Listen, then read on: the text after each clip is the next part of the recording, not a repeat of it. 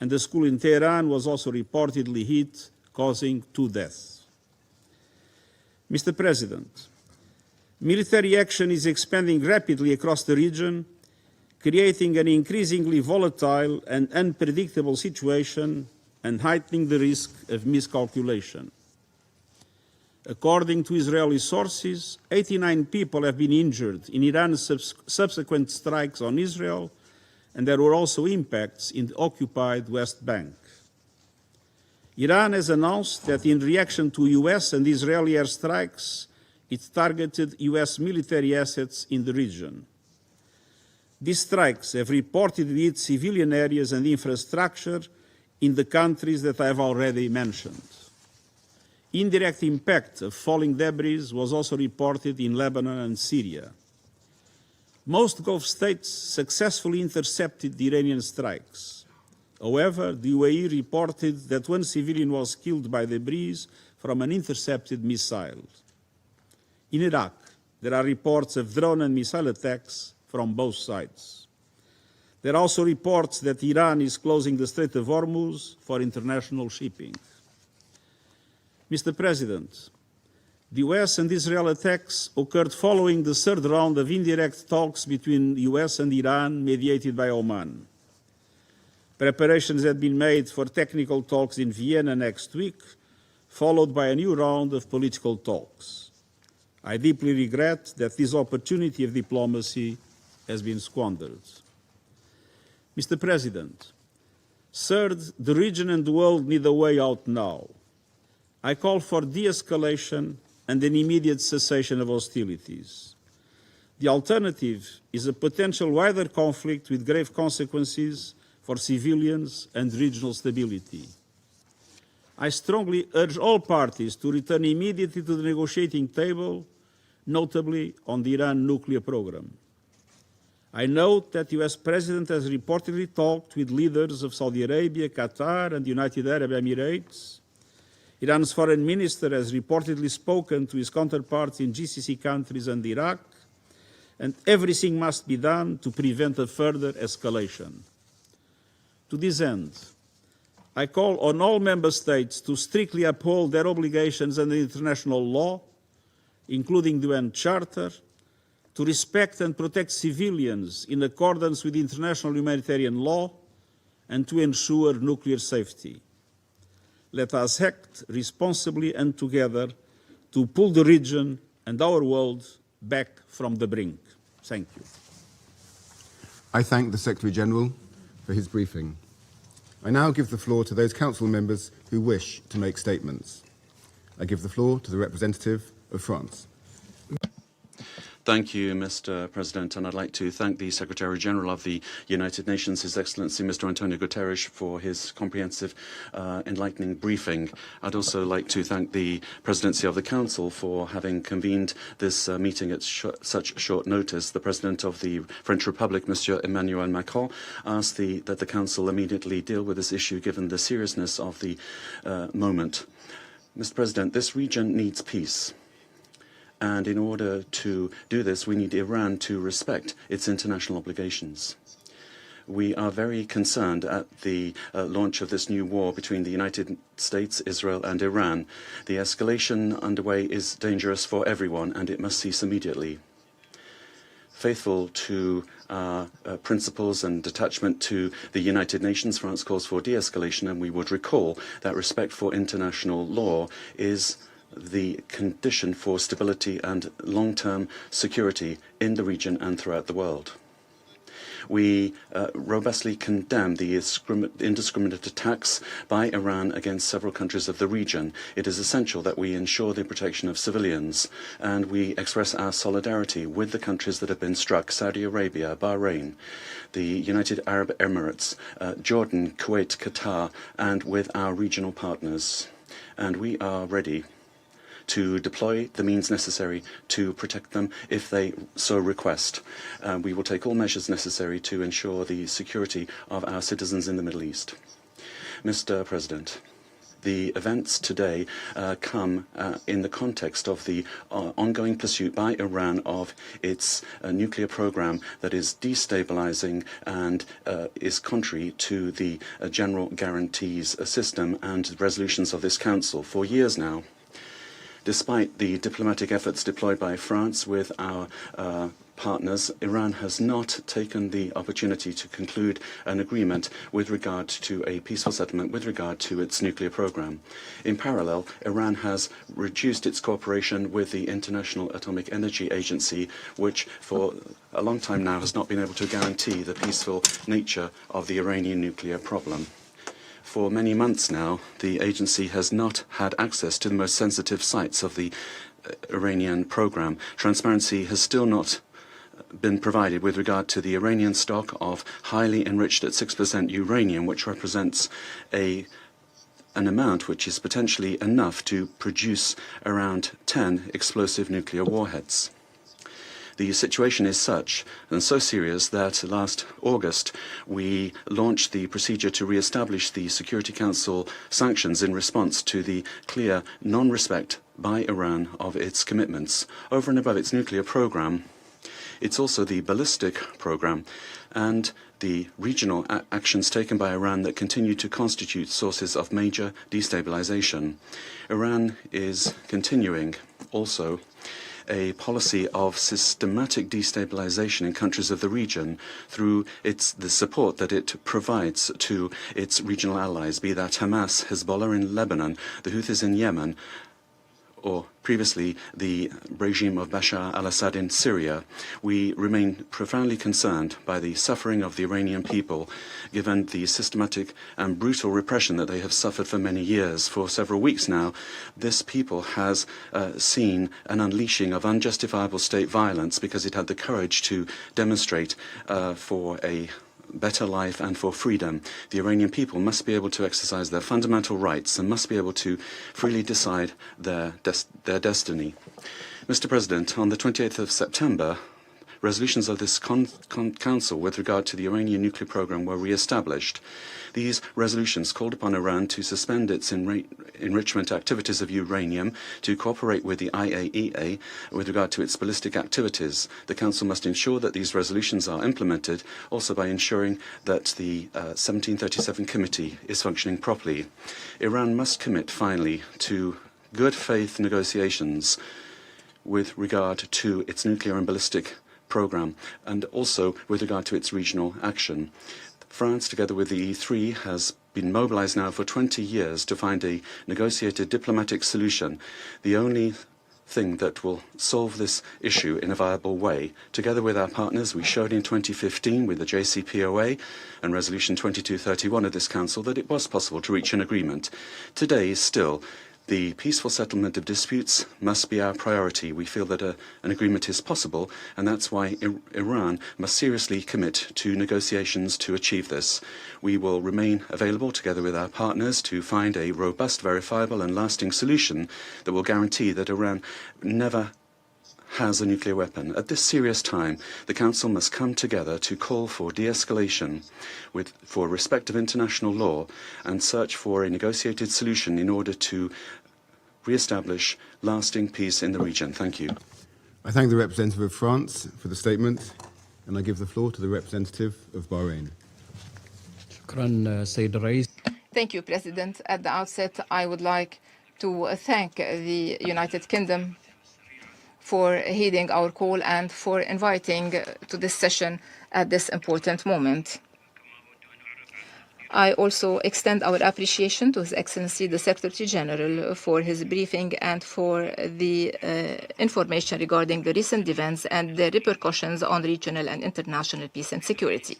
Mr. President, my country never expected, my country which is a champion of peace and coexistence, never expected to be targeted by wanton aggressions without any justification.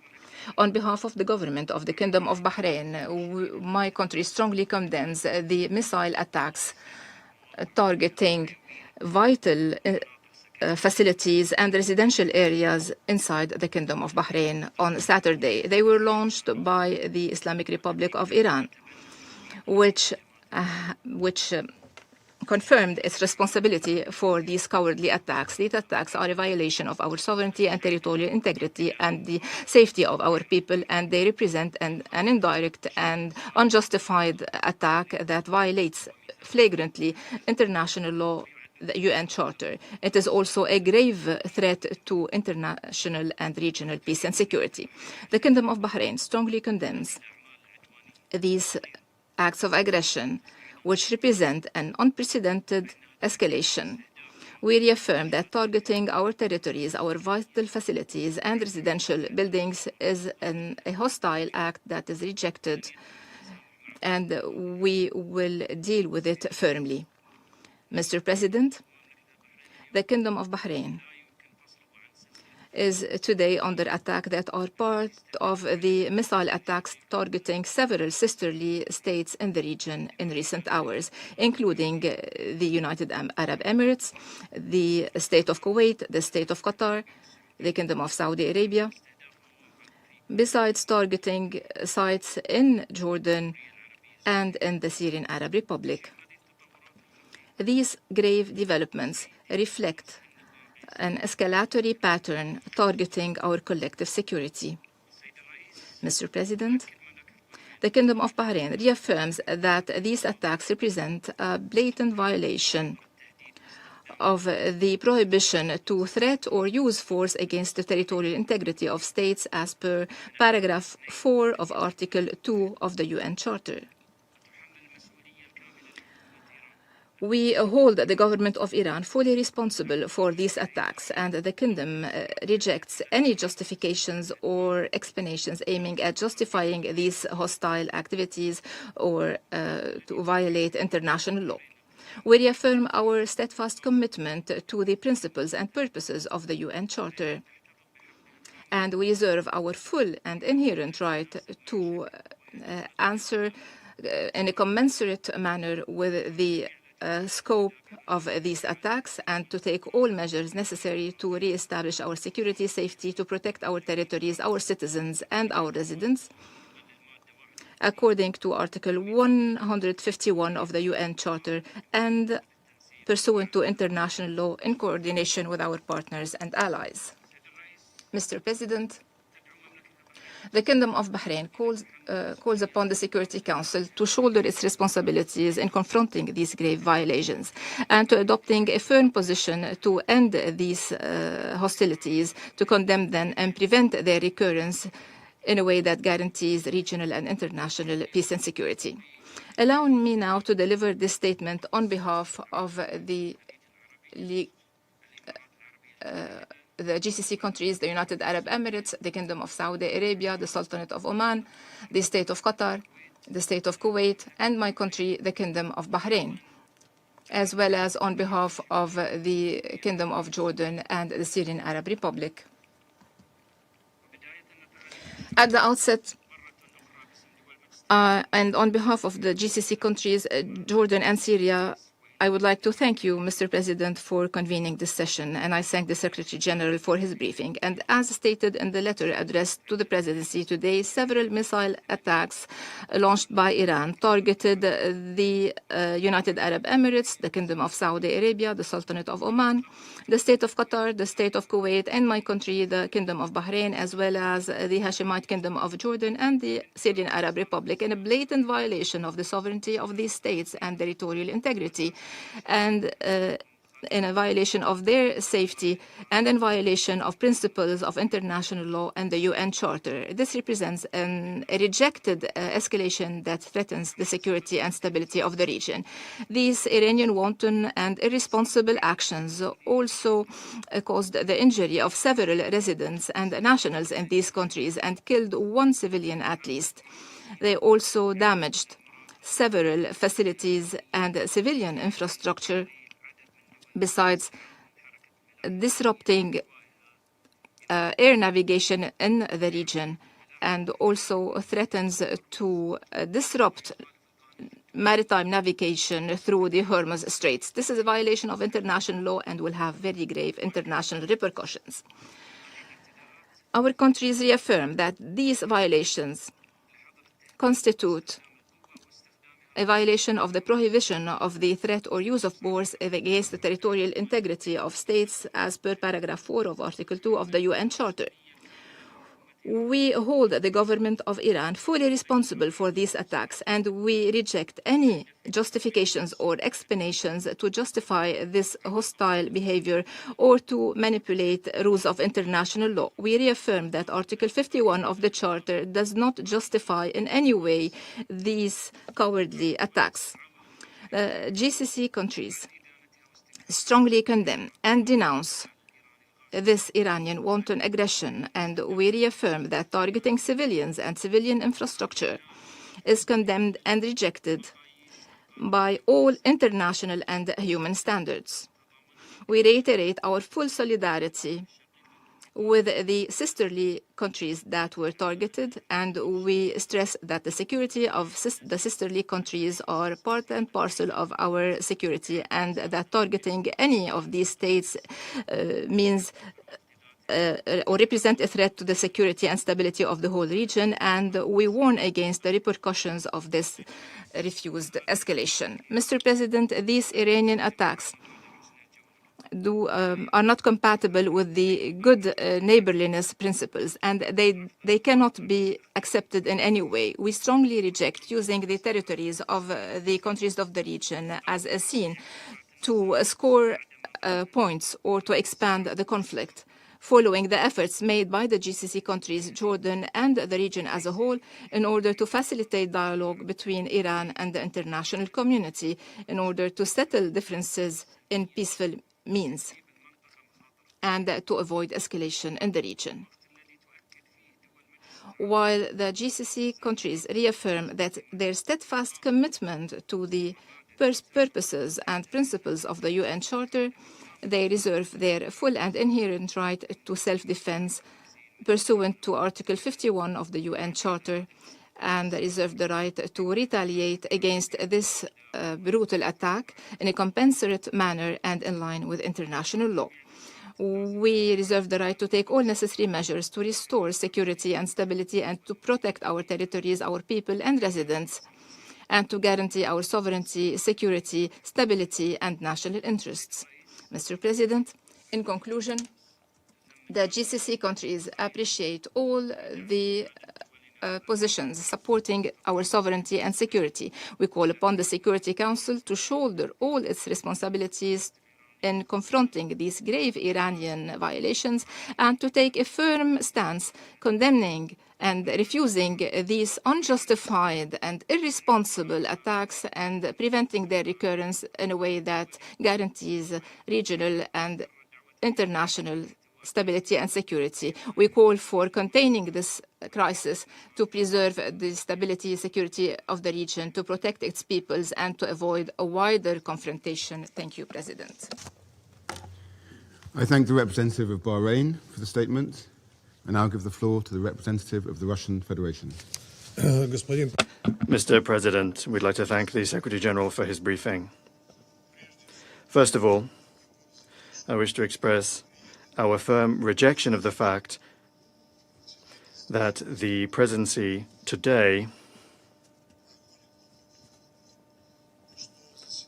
that the meeting today is taking place under the agenda item, the situation in the Middle East. We wish to recall that Russia and China requested that it be held under the agenda item, threats to international peace and security. That request was also contained in the relevant letter of the Iranian colleagues. The aggression that Iran has been subjected to today threatens to lead to escalation in an already escalated region, and it could go far beyond its borders.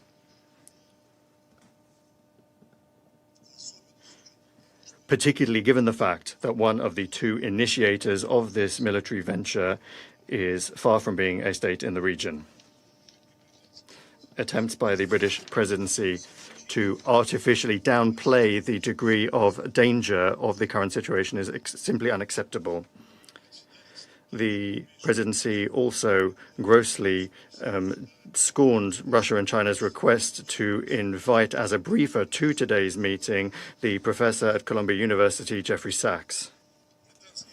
Their British colleagues do everything they can to assert the importance of inviting representatives of civil society to Security Council meetings. That clearly does not apply to cases when world-recognized academics are going to present truth that is unacceptable to the Western governments. In recent hours, we have witnessed a further extremely dangerous ratcheting up of escalation in the Middle East. Early in the morning of the 28th of February, the United States and Israel began launching massive military strikes on the territory of Iran. It was declared that one of the aims of the attacks one of the targets were the senior political leadership of the country and also civilian nuclear facilities. In real time, we are getting reports from the Iranian authorities about casualties, including among the civilian population. More than 200 people have died in 24 provinces of the country. We were particularly aggrieved to learn of the strike on a girls' school in Minab, where it is reported that 85 children were killed. We sincerely express our sincere condolences to the family and loved ones of the victims, and we wish a swift recovery to the injured. Our country will do everything necessary to ensure the security and safety of Russian citizens that are on the territory of the Islamic Republic of Iran. Mr. President, Washington and West Jerusalem's actions are nothing other than yet another unprovoked act of armed aggression against a sovereign and independent UN member state in violation of the Charter of the organization and of the fundamental principles of international law. They are openly aimed at further interfering in the internal affairs of Iran and at destroying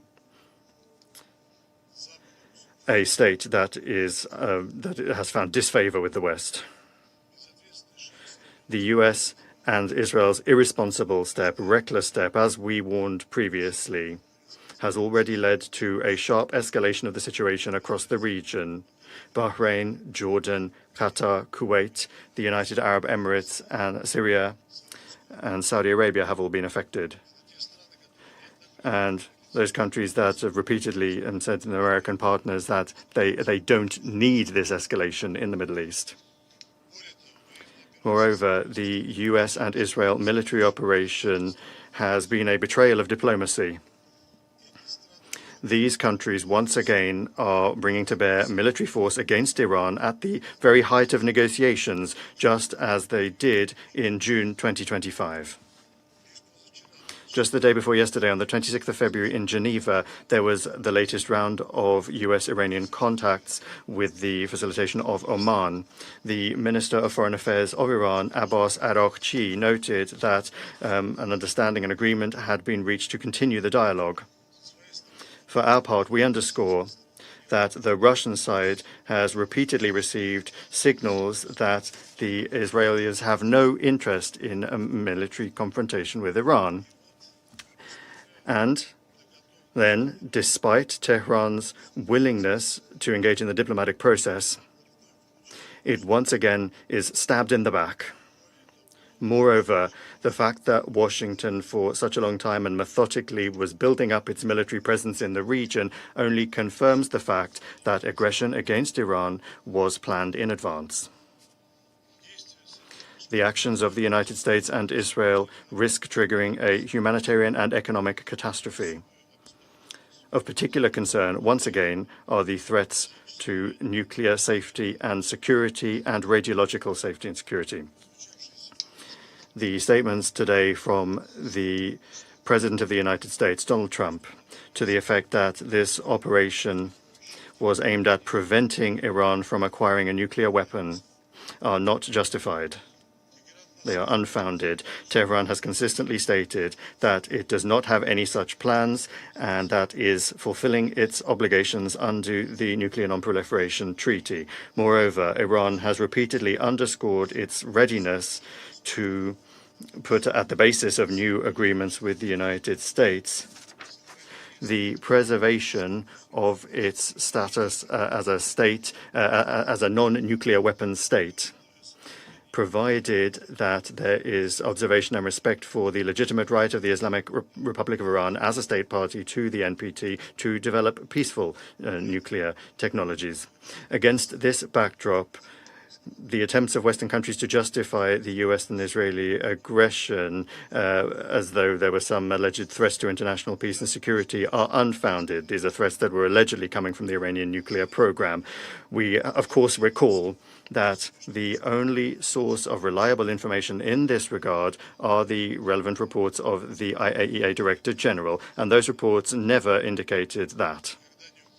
And they never said that Iran may be engaging in the development of a nuclear weapon. The objects that strikes are being launched against are under the agency's safeguards. That is to say, a priori, they cannot be used for any such activities. Against this backdrop, we expect that the IAEA Director General, Rafael Grossi, will provide unambiguous assessments and will condemn this latest undermining of the NPT's authority and undermining of the global regime for the non-proliferation by the USA and Israel. Nuclear energy objects, including the Bushehr nuclear power plant, cannot in any circumstances be the target of strikes by armed forces. That is unacceptable. Mr. President, we note that today's events were the latest phase of consistent escalatory steps around Iran by Western countries. That includes the US-Israeli strikes on the country's territory in June 2025 and the US's open interference and the open interference by US allies in the domestic political situation in Iran in January of this year. We also remember the failed attempts by the United Kingdom, France, and Germany to trigger the mechanism to restore the effect of Security Council anti-Iran resolutions, the so-called snapback mechanism. However, that did not happen. Russia and a number of other UN member states repeatedly and in detail explained the reasons why the United Kingdom, France, and Germany did not have the right to invoke that mechanism. However, that did not work, and the United States and Israel once again have brought military force to bear. There are obvious parallels with the events of 2003 when the US representatives waved a test tube around in this room to justify their invasion of Iraq by saying that there were weapons of mass destruction present there that no one actually found. In 2023, US Vice President J.D. Vance said that the Iraq campaign was unforced. As a result, innocent Iraqis and Americans died, and that Washington had to learn that lesson. However, as it turns out, that lesson has not yet been learned. In the statements of the European colleagues, and we'll hear that again today, instead of condemning aggression and the deaths of Iranian civilians, we once again will hear the statement of the President of France, Emmanuel Macron, saying the Iranian regime must understand that it has no other option but to engage in good faith negotiations to end its nuclear and ballistic programs, as well as its regional destabilization activities, end quote. Similar assessments were voiced by the Prime Minister of the United Kingdom, Keir Starmer. These absurd statements were then backed up by a joint statement of the leaders of the United Kingdom, France, and Germany, condemning only Iran's strikes on the countries in the region. Colleagues, just think for a moment. This sort of reaction is coming at a time when Iran has been subject to armed attack, to military attack at the peak of an active negotiating process. The hypocrisy of our European colleagues knows no borders. And these aren't even double standards. It's a parallel reality. the other side of the looking glass. In the English language, there's an ideal term to describe the situation: victim blaming. One gets the impression that London, Paris, and Berlin are living within illusions that they have created for themselves and are broadcasting to the world. However, attempts to mislead the international community are doomed to fail. Any common sense person will fully well understand who is responsible, who bears responsibility for this latest uncontrolled escalation. Mr. President, we demand that the United States and Israel immediately cease their aggressive actions. An alternative to resolving the Iranian subject, including its nuclear component, the alternative to peaceful and diplomatic means simply does not exist, and it never has. We insist on the immediate resumption of political and diplomatic settlement efforts and the pursuit of solutions based on international law, mutual respect, and a balance of interests. Russia unchangingly stands ready to provide all necessary assistance for that work. Thank you. I thank the representative of the Russian Federation for the statement, and I give the floor to the representative of China. Thank you, President. I thank Secretary General Guterres for his briefing and support his call for de-escalation and return to diplomatic negotiations. Today, the United States and Israel brazenly launched military strikes against targets inside Iran, causing a sudden escalation of regional tensions. China is deeply concerned about this development. China consistently advocates that all parties should abide by the purposes and principles of the UN Charter and opposes and condemns the use or threat of force in international relations. China stresses that the sovereignty, security, and territorial integrity of Iran and other regional countries must be respected. China is deeply saddened by the large number of civilian casualties caused by the conflict. At all times, the red line for protecting civilians in armed conflict must not be crossed, and the indiscriminate use of force is unacceptable. China calls on all parties to fulfill their obligations under international law, including international humanitarian law, effectively ensure the safety of civilians and avoid attacks on civilian facilities. The use of force is not the right way to settle international disputes. It only intensifies hatred and confrontation. The escalation and spillover of tensions in the Middle East serves no one's interests. Dialogue and negotiations are the only way to resolve differences. China calls on an immediate cessation of military actions to prevent further cycles of escalation. The military strikes occurred at a time when the US and Iran were engaged in diplomatic negotiations, which is shocking. The parties concerned should demonstrate political sincerity, resume dialogue and negotiations as soon as possible, and return to the right track of a political solution. China stands ready to work with the international community to advance peace efforts and help restore peace and stability in the Middle East at an early date. I thank you, President. I thank the representative of China for the statement, and I give the floor to the representative of Colombia. Mr. President, I'd like to thank the United Kingdom in its capacity as President of the Security Council for the prompt convening of this emergency meeting at the request of several countries, including Colombia. We would also like to thank the Secretary-General for the information shared, and we welcome the delegations participating at this meeting. Colombia is taking the floor guided by an essential conviction. The protection of human life must always be at the heart of international decisions, and we're also equally convinced that the United Nations Charter is binding.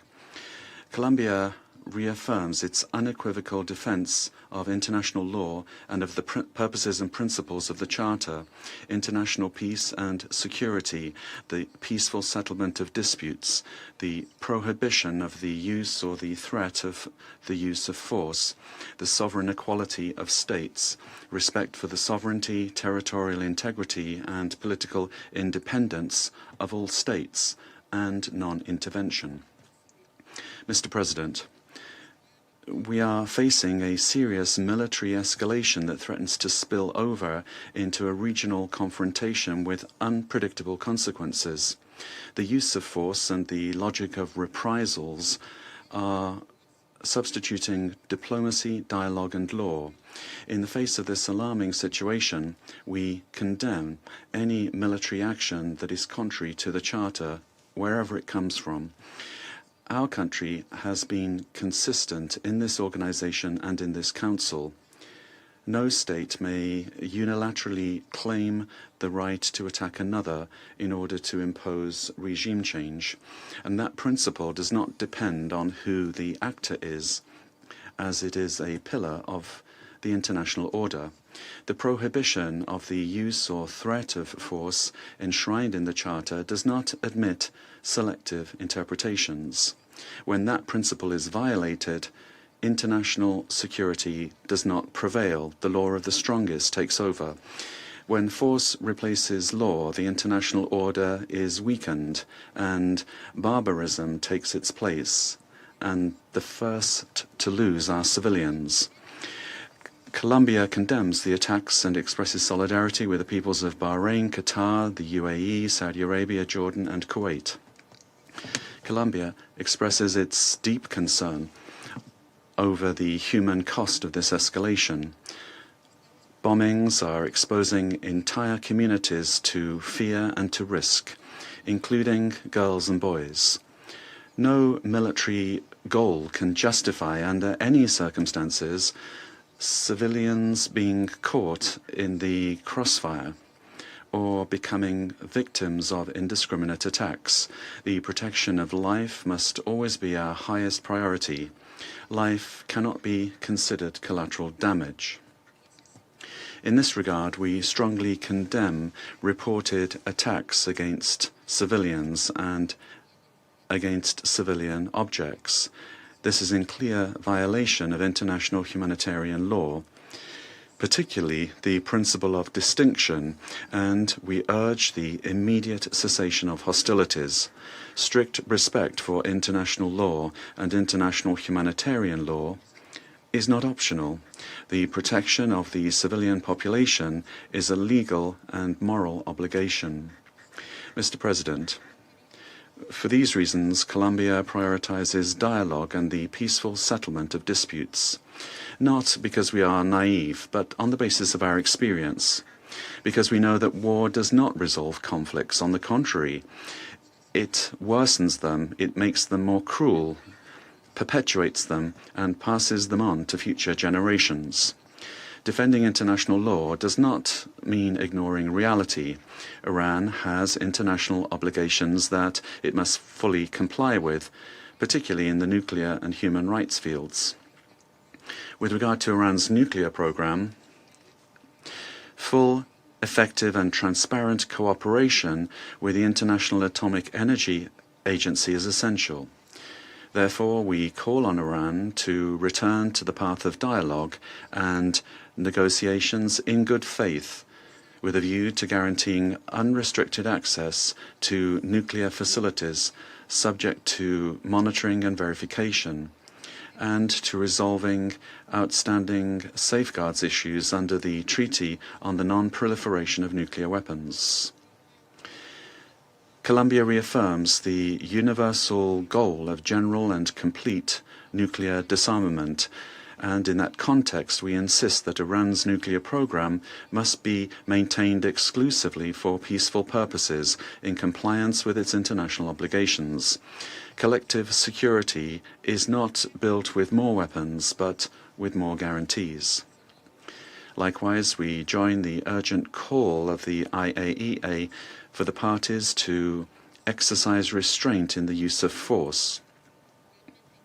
particularly against nuclear facilities, taking into account the enormous risks that such actions represent.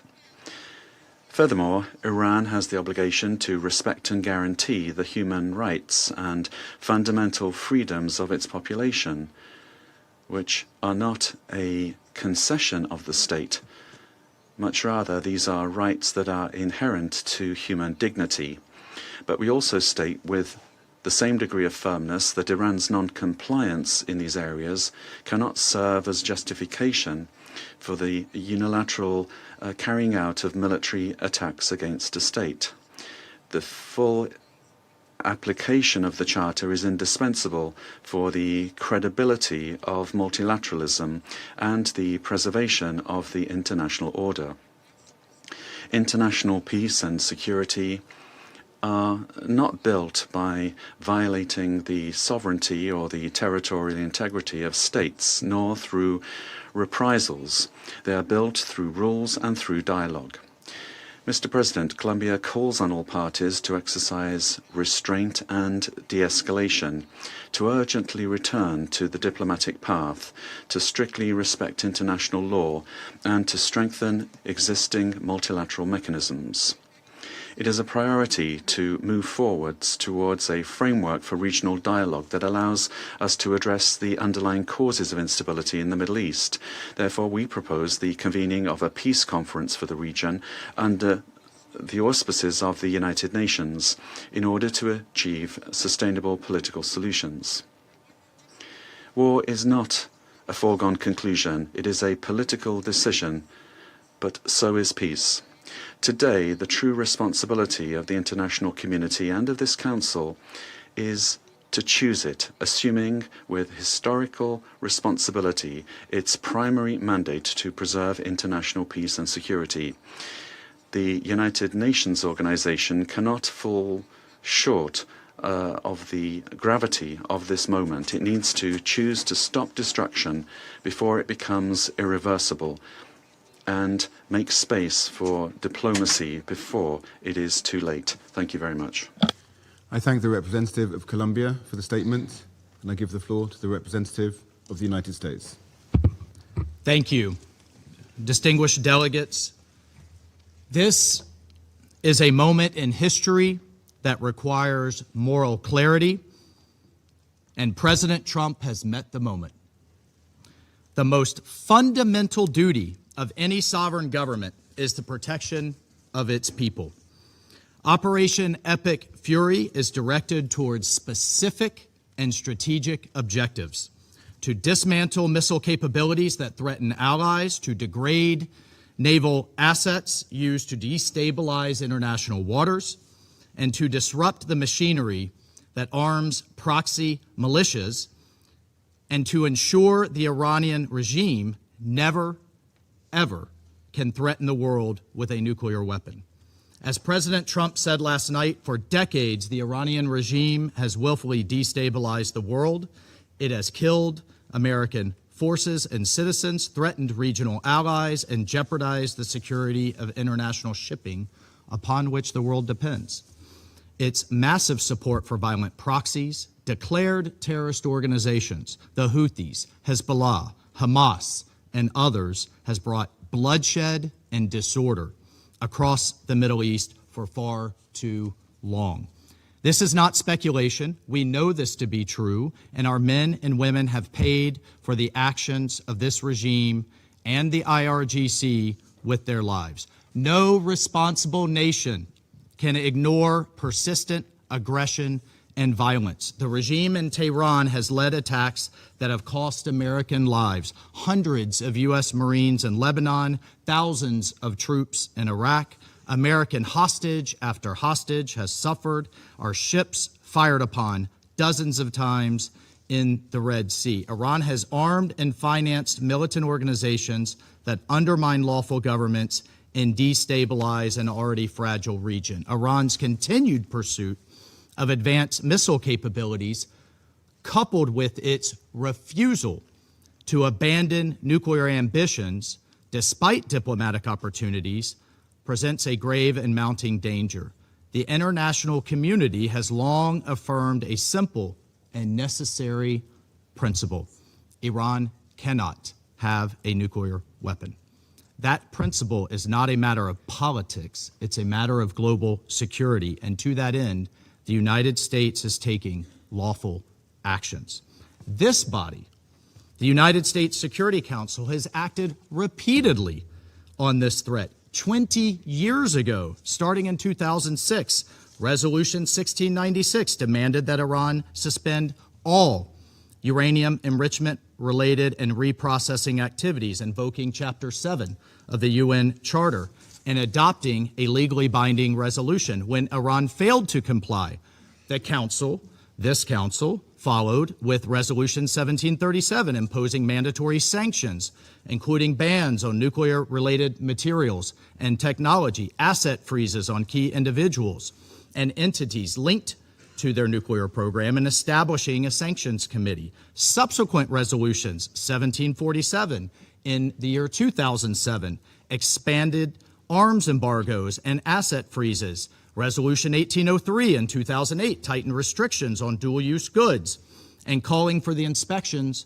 of Iranian cargo. Resolution 1835 in 2008 reaffirmed the need for full compliance. And Resolution 1927 in 2010, which was the most comprehensive, banning ballistic missile activities, tightening the conventional arms embargo, targeting the IRGC and shipping lines, and prohibiting new Iranian banking relationships, built a robust multilateral framework to curb Iran's nuclear and missile pursuits. These measures, again, adopted under Chapter 7, represented the world's collective judgment that Iran's actions posed a threat to international peace and security. And despite numerous opportunities for an alternative path, Iran remained defiant. And the Security Council decided on September 19th of last year, 2025, to restore these measures, snapback sanctions, sending a clear message that the world will not acquiesce to threats and half measures, and Tehran would be held to account. On top of these actions by the UN, American diplomacy was attempted repeatedly and in good faith.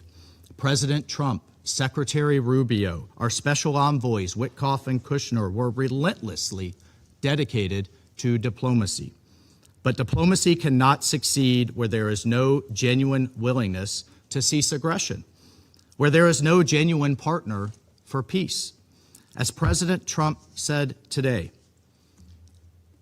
and he spoke directly to the Iranian people, he said, quote, "To the proud, great people of Iran, I saw tonight that the hour of your freedom is at hand. The entire world has witnessed the regime's wholesale slaughter of innocent civilians. The sad irony is that this same regime will attempt to lecture us today about human rights and the rule of law. Its presence here in this council makes a mockery of this body. But where the UN lacks moral clarity, the United States of America will maintain it.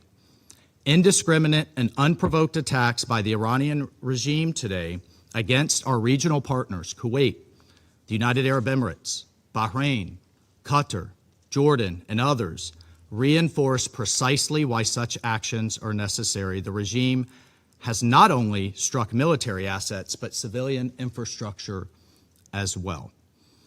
Those who stand with us must know that their security is not negotiable. The safety of our allies is not conditional. It is assured. The bottom line is this, colleagues. Our allies and partners can count on the United States and can count on President Trump. Colleagues, peace is not preserved by appeasing those who threaten it. Peace is preserved through strength in the face of terror. History has taught us that the cost of inaction is far greater than the burden of decisive action. And our president, President Trump, has taken that decisive action today. I thank you. I thank the representative of the United States for the statement. and I give the floor to the representative of Denmark. Thank you, Mr. President, and thank you to the UK Presidency for convening the Council for this urgent meeting following the latest developments in the Middle East. I also wish to thank the Secretary General for his statement. Today's developments are deeply concerning and pose the risk of further destabilizing an already volatile situation at a time of heightened tensions in the Middle East. Mr. President, let me reiterate our deep concern over Iran's unacceptable behavior related to its nuclear program, its ballistic missiles, its destabilizing activities in the region and beyond, and its violent crackdown and repression against its own people. As a consequence, the European Union, with Denmark's active support, has adopted strong sanctions against Iran, just like we have always been promoting diplomatic efforts to address the nuclear and ballistic missile programs through a negotiated solution. I also wish to express Denmark's condemnation of Iran's attacks today on countries of the region. This must stop immediately. We express our full solidarity with partners in the region under attack. Mr. President, at this critical juncture, de-escalation is imperative. A broader regional escalation would have devastating consequences for the Middle East and for international peace and security. We call for maximum restraint and respect for international law, including international humanitarian law. What is needed is for diplomatic efforts to reduce tension and for the negotiations to resume in good faith as the only viable, lasting solution to the Iranian nuclear issue. Iran must never be allowed to develop or acquire a nuclear weapon. This is essential for regional and international security. Finally, Mr. President, for years now, we have heard the Iranian people calling for dignity, for opportunity, and for their fundamental rights to be respected. For too long, authorities in Tehran have failed to heed these calls. We call on Iran to refrain from further attacks, give up their weapons programs, and to meaningfully engage with the international community in a manner consistent with its international obligations and the will and aspirations of its own citizens. I thank you. I thank the representative of Denmark for the statement, and I give the floor to the representative of Pakistan. Thank you, President.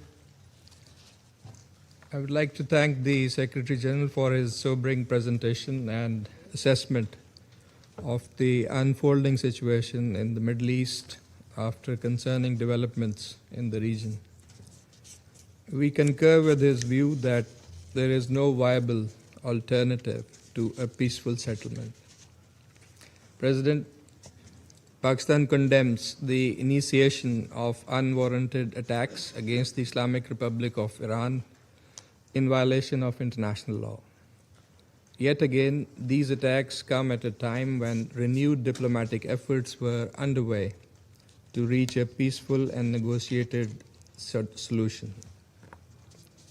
Such a course of action will undermine the peace and stability of the entire region with far-reaching consequences. Pakistan also condemns the attacks against the Kingdom of Saudi Arabia, Bahrain, Jordan, Kuwait, Qatar, and the United Arab Emirates, and stands in solidarity with all these brotherly countries and underscores the need to exercise maximum restraint. This is extremely unfortunate since several brotherly Arab countries were in fact supporting dialogue and emphasizing the need to avoid escalation. We particularly laud Oman's role in facilitating and mediating dialogue between Iran and the United States. These unprovoked attacks, therefore, constitute blatant violations of the sovereignty of the brotherly Gulf states. Pakistan also condemns the unfortunate death of a Pakistani national in the UAE during this dastardly attack. We urge all sides to refrain from any further actions that may undermine the security and territorial integrity of other regional countries. President, we regret the fact that diplomacy has once again been derailed as these attacks have happened right in the middle of negotiations.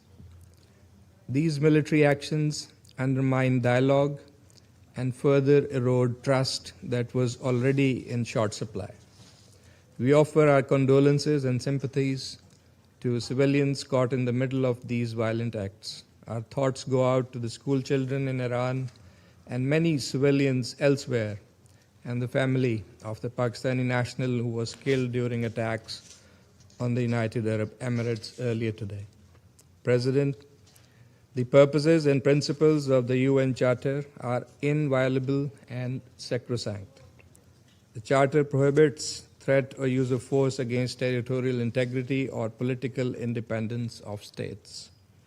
Pakistan reiterates the call for full respect for international law, including the UN Charter, as well as the international humanitarian law. We are deeply alarmed at the risk of regional conflagration. Safety and well-being of millions of our compatriots in the countries of the region is also top priority for Pakistan. Pakistan is maintaining close contact and coordination with brotherly neighboring countries, including at the leadership level. We are ready to extend our support towards peaceful resolution of outstanding issues. Pakistan has consistently advocated the primacy of peaceful settlement of disputes and the imperative of avoiding confrontation and conflict in a region already beset by tensions and volatility, as the Secretary General has also noted. Diplomacy and dialogue should be the guiding principles for achieving negotiated settlement of all contentious issues in accordance with the rights, obligations, and responsibilities of the parties concerned. Pakistan calls on all sides to immediately halt escalation and urgently resume diplomacy with a view to achieving a peaceful, negotiated resolution to this crisis. Thank you so much. I thank the representative of Pakistan for the statement, and I give the floor to the representative of Greece. Thank you, Mr. President, for convening this meeting at such a short notice. I would like also to thank the Secretary General for his briefing and his messages on respecting the principles of the UN Charter and his calling on de-escalation and a peaceful settlement of the situation. Mr. President, we express our deep concern following today's escalation. Our aim should be to return to substantial negotiations towards a peaceful settlement in line with international law and the UN Charter. As the Council meets in this critical moment, we would like to stress the following.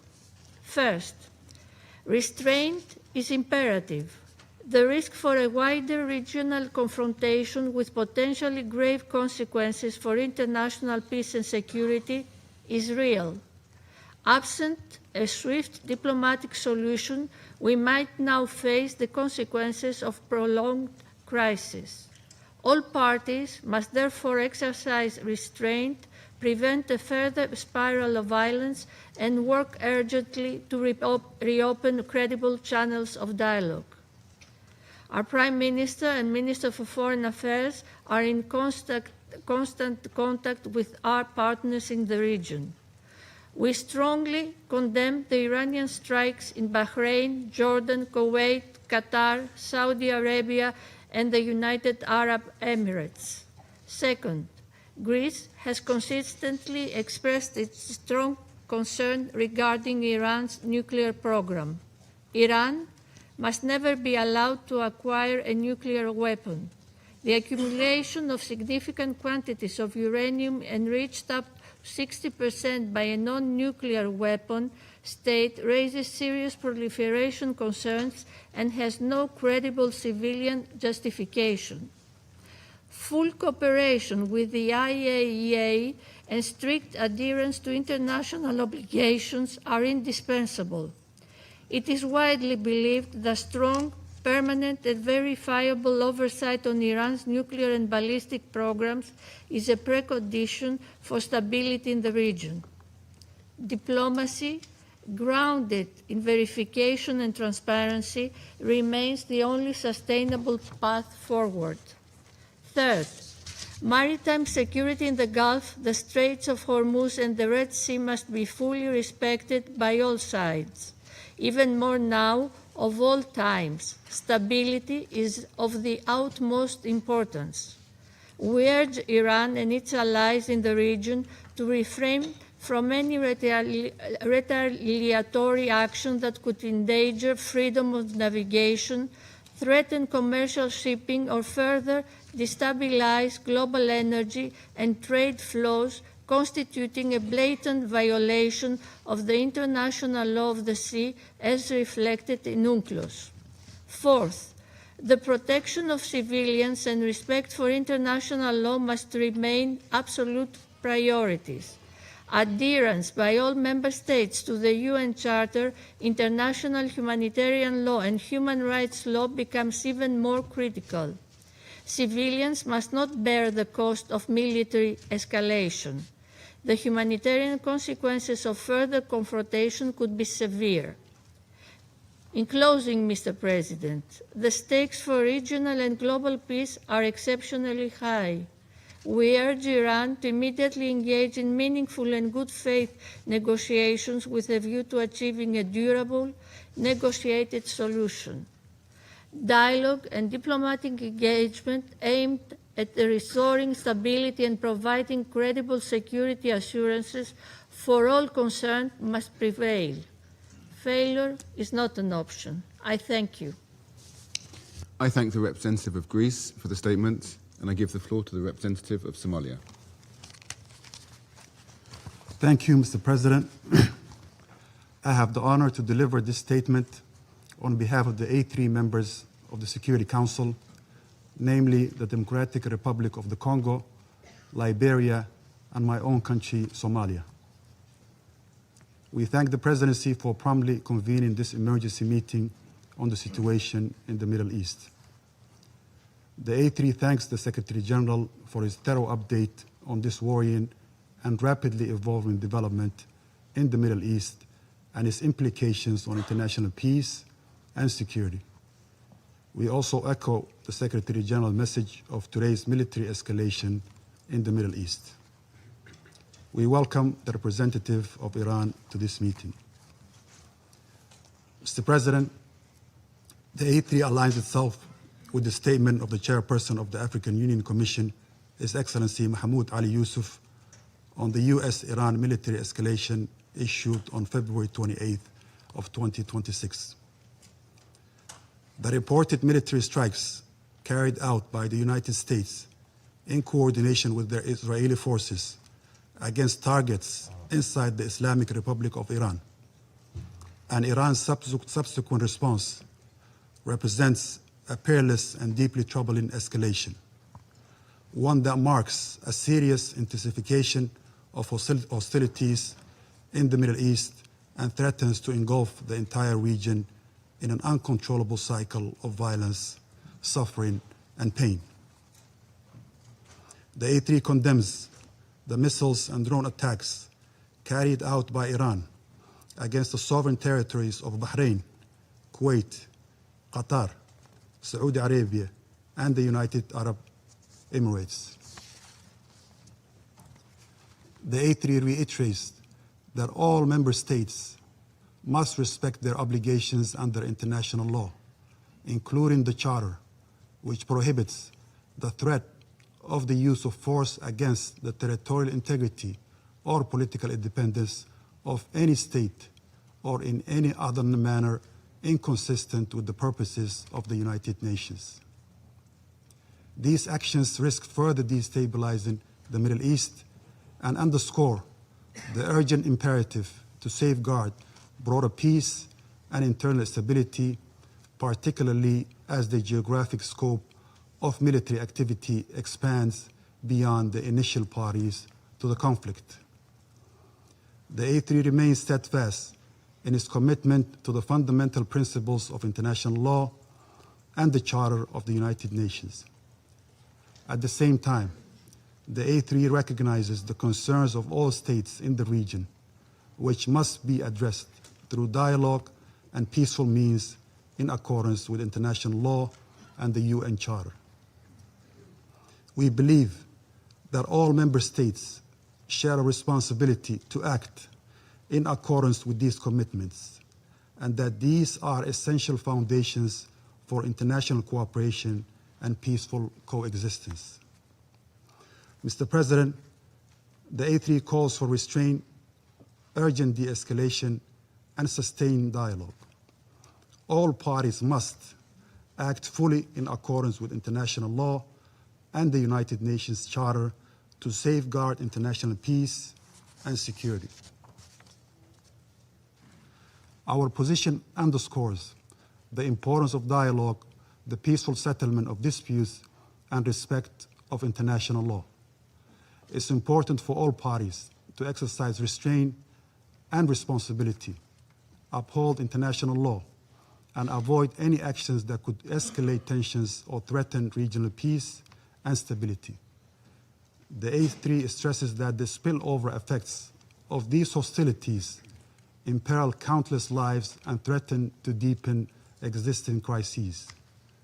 The A3 expresses its solidarity with the people of the region and reiterates that the African Union's commitment to peace, stability, and mutual respect among nations and regions.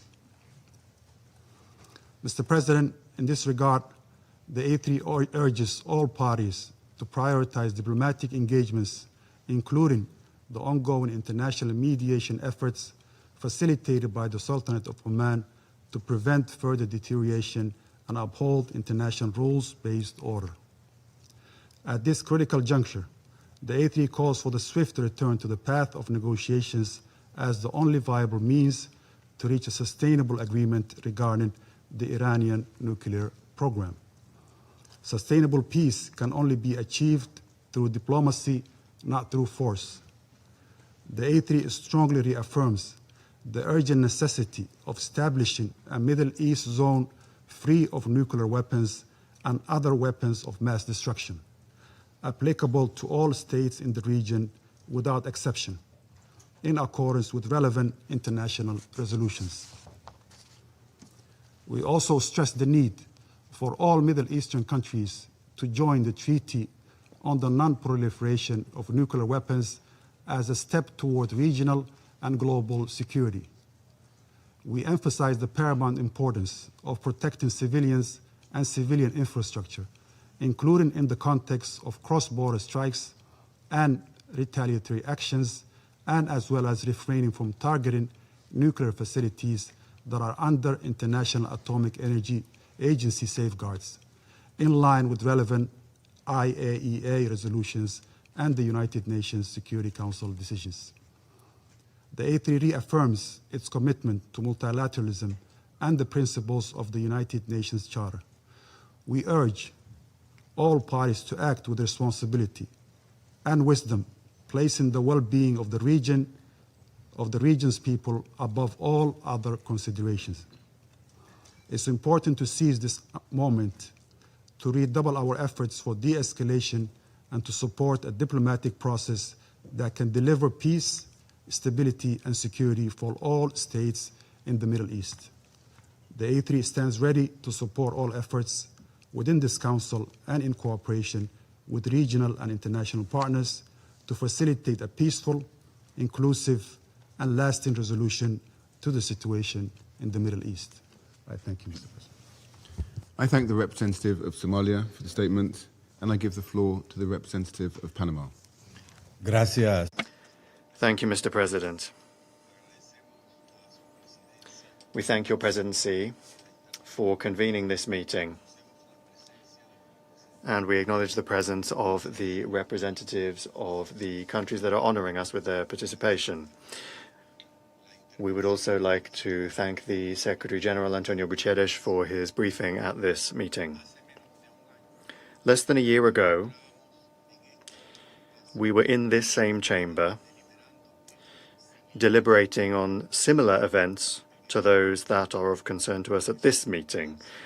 And these are events that today are still developing, which prevents us from entirely knowing their scope and their consequences. However, we must ask ourselves whether the repetition of these actions can really lead to different results and to a sustainable solution, or whether, on the contrary, the aggressive cycle of attacks and counterattacks will only lead to an escalation of violence with increasingly serious and unpredictable consequences to the detriment of international peace and security. Let us recall that in January we considered the brutal and disproportionate use of force by Iran against its population, which was legitimately exercising its right to protest. According to estimates from independent media and non-governmental organizations, that resulted in the deaths of thousands of people. These previous facts point to a delicate situation in the country and the region, and they represent a clear and worrying warning of the possible real and human consequences of the escalation of the armed conflict. The Republic of Panama notes with grave concern the severity of recent events, which could trigger a regional conflict with serious direct repercussions on neighboring countries, such as those that have just been suffered by Bahrain, the United Arab Emirates, Qatar, Kuwait, Jordan, and Saudi Arabia, which Panama considers to be lamentable. This scenario must be avoided, especially in a context in which the Middle East has already been seriously affected by various crises in recent years, the consequences of which may transcend and cause harm beyond the immediate region and may affect the rest of the world with incalculable consequences. The intensification of tensions will only increase instability and suffering, particularly impacting the most vulnerable populations, those that are always the first to suffer the consequences of conflicts. In this uncertain and dangerous situation that we face, we are reminded that it is essential to guarantee the respect for and protection of the civilian population during conflict in accordance with international humanitarian law and the values that this Council is called upon to protect. Therefore, we reiterate our urgent call for dialogue, restraint, and the cessation of the use of force.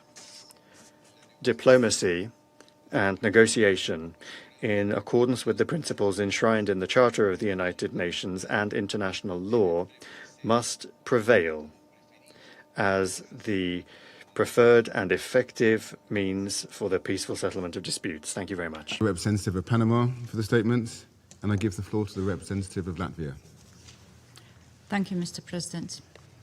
Allow me to begin by thanking the United Kingdom as presidency of this Council for convening this meeting on such short notice.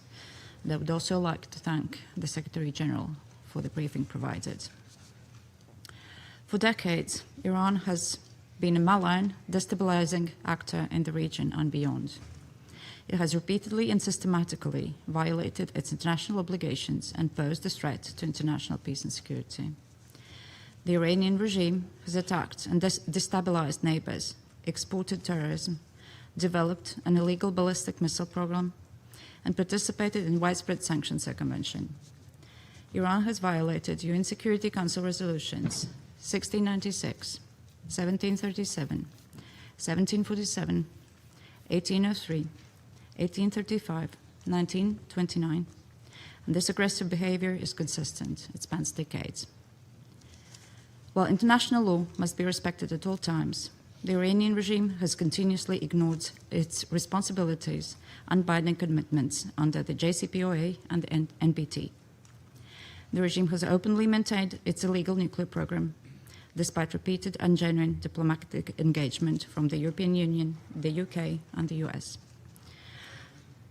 The IAEA Board of Governors has confirmed over the last 8 months that Iran is failing to engage and to grant monitors access to installations.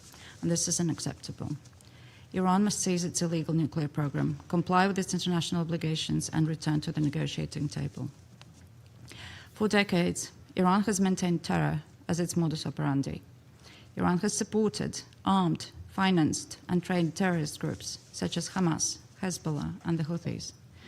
It has enabled and emboldened attacks against countries near and afar. It has caused the death of thousands of civilians.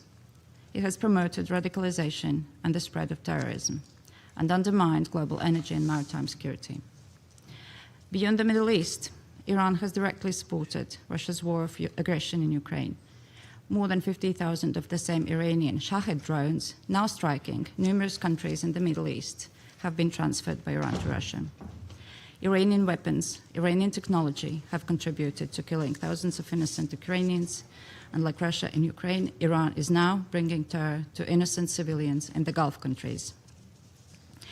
Latvia stands with the brave people of Iran, brave people that have endured so much, decades of brutality and repression. Recently, this Council met to address the atrocities perpetrated by the Islamic regime against its own people in the streets of Iran. Latvia and the European Union have already imposed sanctions against the IRGC. The Iranian people must be able to determine their own future, free from violence and repression. Mr. President, Latvia joins the call for an immediate cessation of hostilities and urgent de-escalation. We call on all sides to protect civilians and avoid further escalation. Latvia condemns the unprovoked Iranian strikes against countries in the region, namely our fellow member of the Council, Bahrain, and Jordan, Kuwait, Qatar, Saudi Arabia, the United Arab Emirates. Strikes on these countries constitute a threat to regional and international peace and security, and we stand in solidarity with our partners. I thank you. I thank the representative of Latvia for the statement. I shall now make a statement in my capacity as the representative of the United Kingdom. I thank the Secretary-General for his briefing. Colleagues, this is a fragile moment for the Middle East. The United Kingdom played no role in the strikes against Iran. But we are under no illusion about the nature of the Iranian regime. The Iranian regime has murdered thousands of its own people simply for exercising their fundamental rights and freedoms. Iran has repeatedly ignored calls to find a durable and acceptable solution to the nuclear issue, while continuing to destabilize the region through its support to proxies and partners. We strongly condemn Iranian strikes across the region, including the attacks on a hotel in Dubai, the attack on Kuwait's civilian airport, and attacks on civilian targets in Bahrain. We extend our support and solidarity to all our partners, many of which are not parties to the conflict. Regional stability remains a priority. As my Prime Minister stated, UK forces are active and British planes are in the sky today as part of coordinated regional defensive operations to protect our people and regional partners, as the United Kingdom has done before and in line with international law. Reports of strikes on civilians and civilian infrastructure are deeply alarming. The protection of civilians and full respect for international law is critical. Iran must never be allowed to develop a nuclear weapon. That is why we, alongside our French and German partners, have continually supported efforts to reach a negotiated solution. We have always been clear that only a diplomatic solution can fully and sustainably address these threats.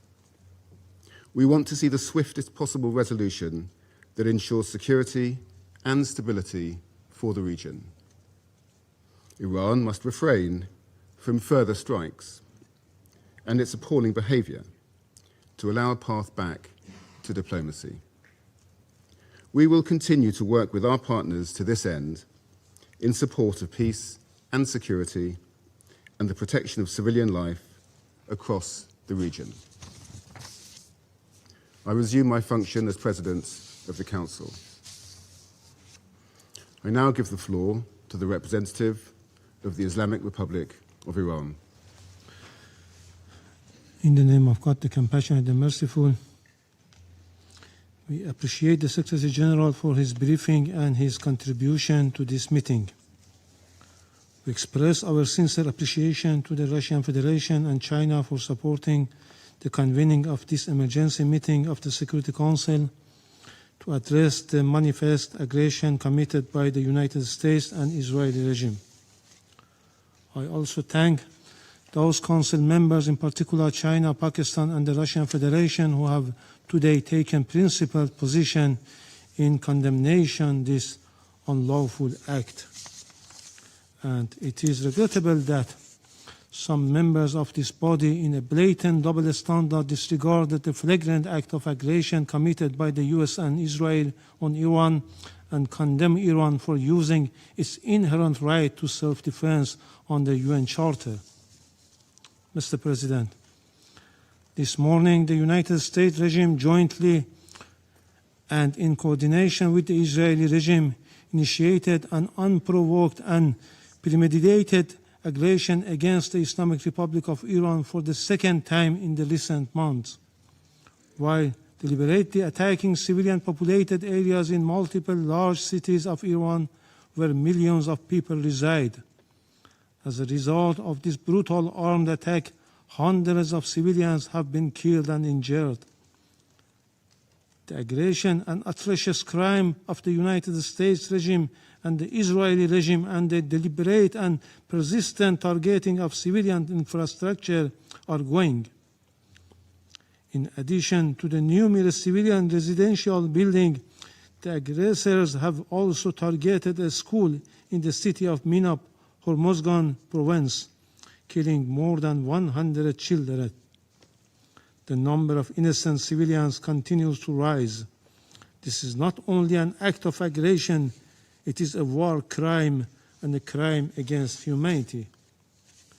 Yet today, once again, the representative of the United States, through a regrettable pattern, has attempted to distort facts and rely on misinformation to justify the blatant aggression of the United States and Israel against my country.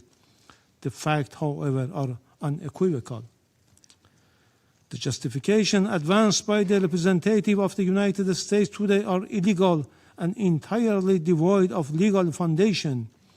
The baseless allegation invoked to defend this unlawful use of force have no standing under international law. The invocation of preemptive attack claims of imminent threats or other substantiated political claims cannot legitimize aggression. Such claims are unfounded legally, morally, and politically, and they contradicted the clear principles of the Charter of the United Nations.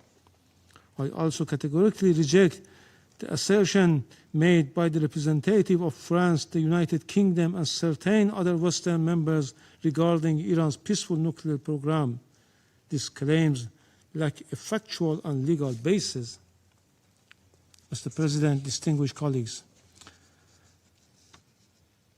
the President of the United States and the Prime Minister of the Israeli regime have openly claimed responsibility for this act of aggression and have explicitly articulated regime change as their objective, an unmistakable admission of their intent to violate Iran's sovereignty and territorial integrity.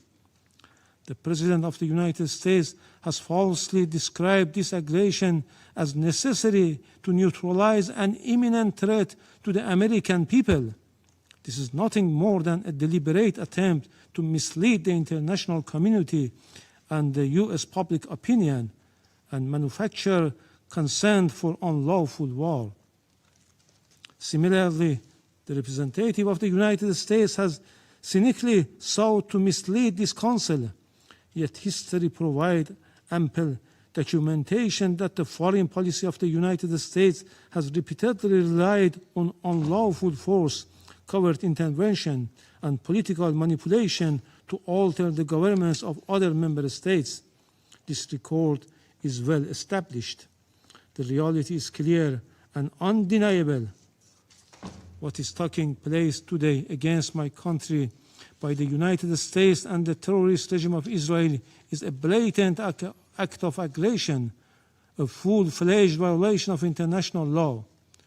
No justification, no accusation, no narrative of disinformation can legitimize or excuse this manifest crime and aggression.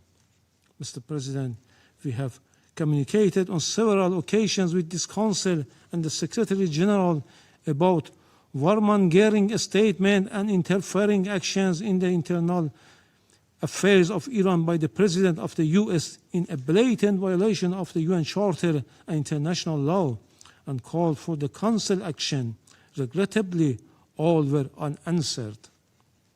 The issue before the Council is straightforward. Whether any member state may, including a permanent member of this Council, through the use of force, coercion, or aggression, determine the political future of another state or impose control over its affairs.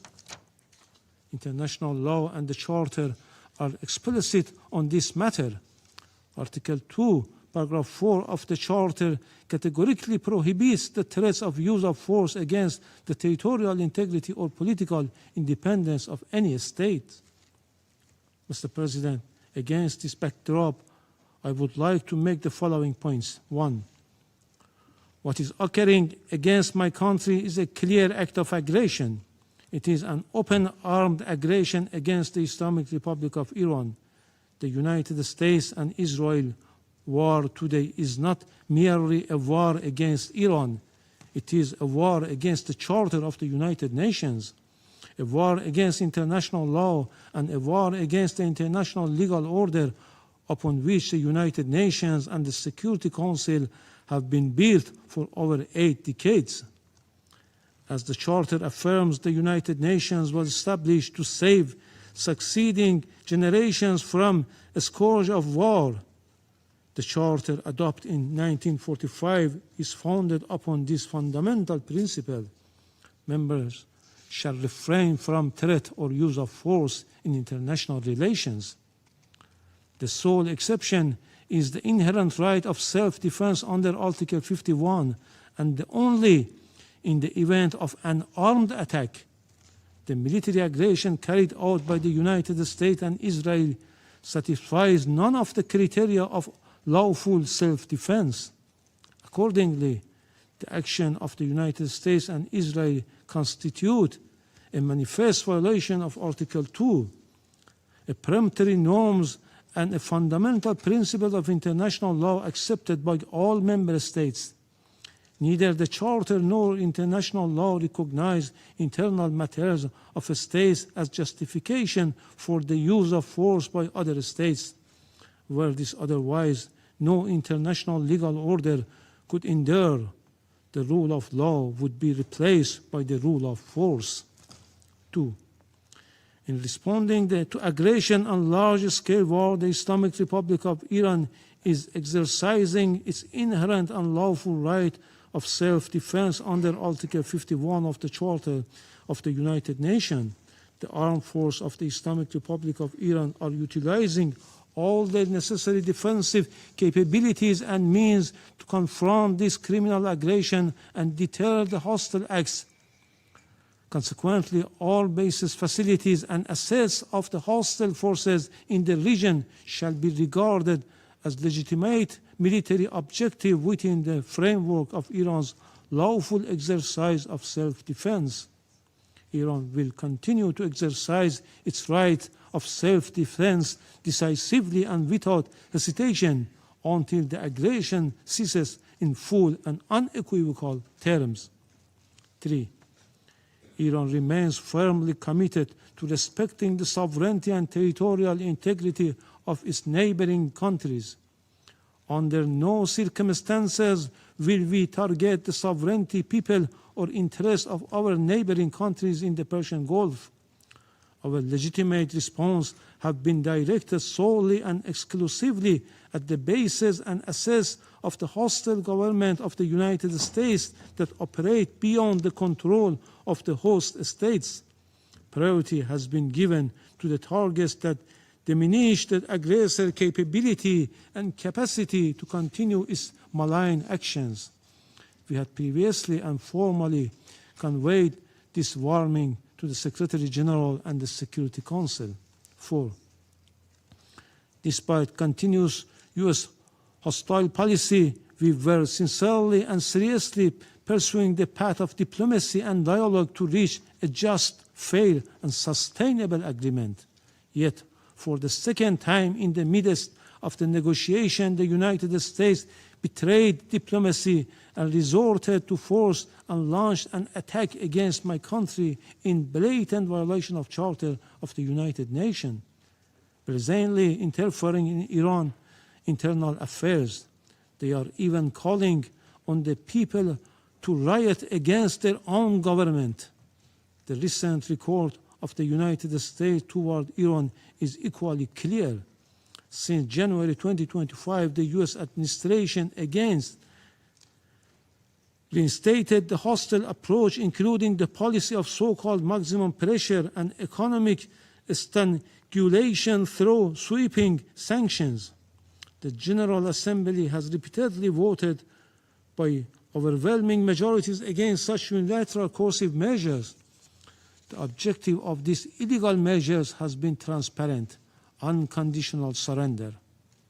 Despite repeated warning by Iran to the Secretary General and the Council regarding serious violation of the Charter by a permanent member, the Council has regrettably failed to discharge its primary responsibility, allowing the erosion of the rule of law in favor of the rule of force. 5.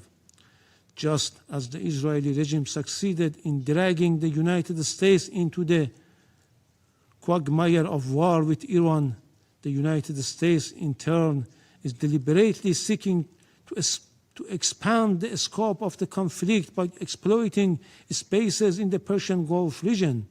The hostile U.S. government dream of swallowing Iran and forcing the Islamic Republic of Iran into submission will never be realized. This war, before being a contest of military equipment and advanced technologies, is a battle of wills, and in that battle, the Islamic Republic of Iran will prevail. Furthermore, the Islamic Republic of Iran has repeatedly affirmed its commitment to diplomacy and negotiation. However, it will never submit to pressure, coercion, or force. Diplomacy has rules and principles. It cannot coexist with aggression. 6. The duty of Council members is to defend international law and specifically the Charter.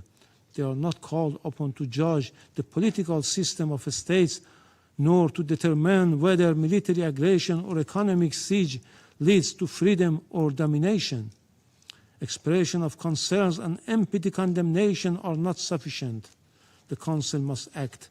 Pursuant to Article 39 of the Charter, the Security Council must immediately determine the United States and Israeli regime have committed an act of aggression and demand the immediate cessation of its unlawful use of force, including any explicit or implicit threats against Iran, and require binding assurance of non-repetition. Affirm that the United States and Israeli regime bear full international responsibility for all materials and moral damage inflicted upon the infrastructure and facilities of the Islamic Republic of Iran and are obligated to provide full reparation. Let me conclude, Mr. President, with a simple and undeniable truth. Israel and the United States have attacked Iran. They have violated international law and the Charter of the United Nations. They must be held accountable. So long as this aggression continues, Iran will continue to exercise its inherent right of self-defense firmly, proportionately, and without hesitation until the aggression ends. The Security Council must act now and stop this act of aggression immediately. Silence is complicity in this crime. I thank you. I thank the representative of the Islamic Republic of Iran for the statement, and I give the floor to the representative of Israel. Mr. President, for 47 years, the Islamic regime in Iran has led crowds in chanting March Bar Israel, March Bar America. Mr. Iravani, do you want to translate these chants?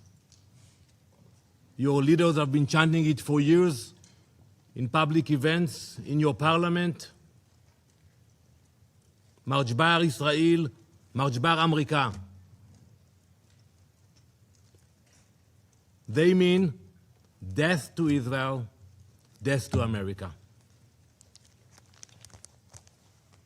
Israeli and American flags were painted on roads so they could be trampled. Our flags were burned in public squares. This is not the anger of a radical fringe. It is state-sanctioned hatred. And while those March Bar chants echoed, uranium was enriched, centrifuges span, missiles were built, facilities were buried deep underground. It was never just empty rhetoric. It was preparation for action. But today, alongside our ally, the United States, we act to stop it. Israel stands before you today having acted with the United States to confront and stop an existential threat before it became irreversible. The operation targets nuclear infrastructure, ballistic missile sites, the machinery of repression that fuels terror across our region. We did not act of impulse. We did not act of aggression. We acted out of necessity because the Iranian regime left no reasonable alternative. This joint effort will continue for as long as the threat remains. We thank President Trump and acknowledge the close cooperation between Israel and the US, which has brought the alliance between our countries to an all-time high in peace and in war. Let us be clear about what we are confronting. This regime has built nuclear weapons in blatant disregard of international law and UN resolutions. It has brutally murdered its own citizens and crushed dissent. It's happened now as we speak in cities in Iran. It has expanded missile arsenals and armed proxies across the region. It has openly declared its intention to erase Israel from the map. Now, as it faces consequences, it is launching missiles and drones across the region, endangering the UAE, where a Pakistani citizen, unfortunately, was killed. Jordan, Kuwait, Bahrain, Qatar, Iraq. As we speak, in the last hour, a rocket targeted the city of Tel Aviv. Civilians, they don't target military bases. Civilians struck a building in Tel Aviv. An innocent woman was killed, and 21 people were injured. This is a regime that destabilizes wherever it reaches. It spreads violence outward while crushing freedom at home. It is not reacting. It is expanding. It is a machinery of radicalism that does not recognize borders. Mr. President, diplomacy was exhausted. Iran was required to stop enriching uranium, stop heavy water projects, stop developing nuclear-capable missiles, and allow full inspections. Iran did none of it. Instead, it fortified its nuclear facilities so we cannot get to them, accelerated missile production, and continue to fund terror. Since the last operation in the summer, they spent billions on the proxies. The resolutions were clear. The strategy was just as clear. Delay, delay, delay. But we will not be played. And it's simple what they were planning. They were building the means to corner us, to force an irreversible reality with our backs against the wall. That is not a future Israel will accept. No responsible nation should. This operation is guided by clear objectives: eliminate immediate threats, dismantle the nuclear program, destroy its ballistic missile production, neutralize naval threats, break the proxy network that destabilizes the region. The operation was carried out in order to protect the people of Israel within the framework of the ongoing armed conflict between Israel and Iran, in line with the UN Charter and in accordance with international law. Our forces stand ready to stop extremism armed with nuclear weapons. To the soldiers of the IDF, our boys and girls, my son, my daughter, we salute you. You stand like lions defending our people. An entire nation stands behind you. We have heard the condemnation from few member states, from the Secretary General. But we all know that escalation did not begin today. It began when Iran armed proxies and exported terror, expanded missiles and drones, advanced its nuclear program in violation of its commitments, turned on its own people, beating, imprisoning, executing. Where was the outrage of the UN? Where were the consequences? Now, Israel acts to prevent an irreversible threat, and the condemnation is immediate. This is the definition of hypocrisy. Some call this aggression. We call it necessity. We call it survival. Mr. President, history has taught us never to ignore those who openly call for our destruction. When a regime says it will destroy Israel, when it chants death to Israel, when it promises to wipe Haifa and Tel Aviv off the map, we believe it. We genuinely believe it when we see those hundreds of ballistic missiles that they are launching to Israel. We believe the threats. We do not ignore them. We do not gamble with our survival. We act. Now let me address the brave people of Iran. You are not our enemies. This operation is not directed at you. It is directed at a regime that has silenced you, imprisoned you, and invested in missiles and uranium while your economy suffers. You deserve better. It is this regime, the Basij, the Revolutionary Guard, who have dragged your country into isolation. The world does not fear a free Iran. It fears a radical regime armed with nuclear weapons and driven by extremism. Your future should not be defined by those who chant for death. As President Trump has said, the Iranian people deserve dignity, security, and the chance to shape their own destiny. We are thinking about you. You are seen. You are not alone. The future of Iran belongs to its people. We stand with you. Mr. President, this week, Jewish families all around the world celebrate Purim.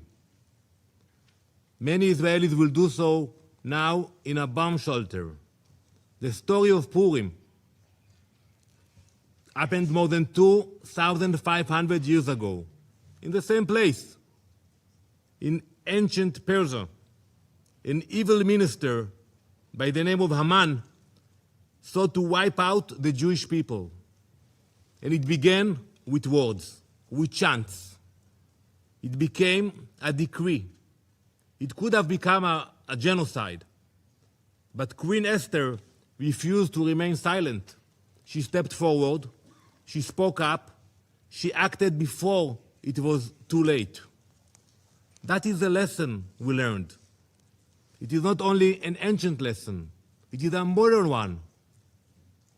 Last week, I stood at the gates of Auschwitz with dozens of UN ambassadors. We stood in a place that shows what happens when radicalism and extremism grows and no one stops it in time. Before the Holocaust, some leaders, serious leaders, believed that they could calm aggression with concessions. They were completely wrong. Giving in did not stop evil. It strengthened it. Winston Churchill understood what Queen Esther understood long before him. When destruction is declared and weapons are being prepared and assembled, leaders must act. Not later, now. Today, President Trump and Prime Minister Netanyahu understand that same lesson. For decades, the Iranian regime has built missiles, enriched uranium, armed proxies, and spread terror far beyond its borders. This regime is not only Israel's enemy. It is an enemy of stability, an enemy of every peace-loving nation. In this joint operation, Israel and the US are acting together, not because we see conflict, because we refuse to ignore declared destruction. We are stopping extremism before it becomes unstoppable. We will ensure that no radical regime armed with nuclear weapons and ballistic missiles can threaten our people or the entire world. Thank you, Mr. President. I thank the representative of Israel for the statement. I will now give the floor to His Excellency Mr. Majed A. Abdulaziz, Permanent Observer of the League of Arab States to the United Nations. Thank you, Mr. President. I thank the Presidency for convening this emergency session today. I also extend my thanks to the Secretary General for his powerful and comprehensive briefing.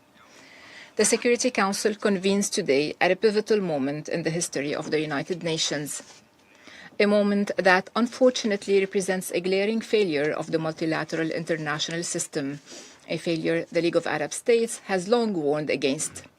Regrettably, it is a moment in which the Arab-Israeli conflict has expanded into a full-scale regional war, through which Israel seeks, through this escalation, to evade ending its occupation of Palestinian territories, to prevent the establishment of an independent Palestinian state, and to obstruct Palestine's admission to the UN in implementation of the two-state solution and the core principles of international legitimacy. Israel has done so by expanding the scope of its brutal military aggression against the Palestinian people in Gaza and the West Bank, by intensifying its efforts to annex the West Bank, and through repeated military attacks on Syria, Lebanon, Yemen, and Iran, all in a misguided attempt that is categorically rejected both regionally and internationally to impose Israel's hegemony on the Middle East by using military means. Even if it is at the expense of the member states of the League of Arab States and at the expense of the suffering of their peoples under Israeli policies and attacks aimed at imposing the law of force instead of the force of law. At the Council's previous meeting on this item last week, the Foreign Minister of Israel, the occupying power, made extremist religious assertions, thus offering clear evidence of the arrogance of Israel, which seeks to impose its own extremist religious interpretation on the word, claiming that all Palestinian land, including the West Bank, which cannot be annexed under President Trump's plan and under Security Council's Resolution 2803, all this Palestinian land has belonged to Israel for thousands of years. Such claims reflect an unmistakable contempt for the legal, historical, and foundational principles upon which international legitimacy have been built in this Council and in this organization. Despite the announcement 2 days ago in Geneva that negotiations between the United States and Iran on the Iranian nuclear file has made some progress, Israel has blatantly disregarded all these developments in pursuit of narrow, self-serving interests. It has launched a wanton military attack at dawn today against the Islamic Republic of Iran, claiming that the attack was intended to prevent Iran from acquiring nuclear weapons. At the same time, Israel itself refuses to join the Nuclear Non-Proliferation Treaty. It refuses to subject its nuclear facilities to the IAEA's comprehensive safeguards regime, and it refuses at the same time to attend the United Nations Conference on the establishment of a Middle East zone free of nuclear weapons and other WMDs. That conference, held for the seventh consecutive year at the United Nations last November, with the active participation of the Islamic Republic of Iran in all its sessions, and with the continued boycott of Israel and one permanent member of this Council. This Israeli boycott of this important conference is clear, although the conference seeks to achieve the same goal, which is to eliminate the ambiguous nuclear capabilities, both Israeli and Iranian. And this Israeli stand reflects the fact that Israel wants to remain the only state acquiring ambiguous nuclear capabilities in the Middle East and capable of producing nuclear weapons, which is something that Middle East countries cannot accept. Mr. President, despite all the above, the clear escalation among all parties amounts to a cowardly and unjustified military assault by the Islamic Republic of Iran on several Arab states that are members of the League of Arab States. This escalation threatens to widen the scope of the military conflict and risks igniting a full-scale regional war. The General Secretariat of the League of Arab States have issued an official statement from which I quote: "The General Secretariat of the League of Arab States strongly condemns the Iranian attacks on the State of Qatar, the Kingdom of Bahrain, the State of Kuwait, the United Arab Emirates, and the Hashemite Kingdom of Jordan." And I add the Kingdom of Saudi Arabia, Syria, and Lebanon. These missile attacks constitute a blatant violation of the sovereignty of states that advocate for peace and have worked to advance stability and did not participate in the war. The General Secretariat expresses full solidarity with these Arab states in confronting these attacks and affirms its support for any measures they take to defend themselves and to protect their populations.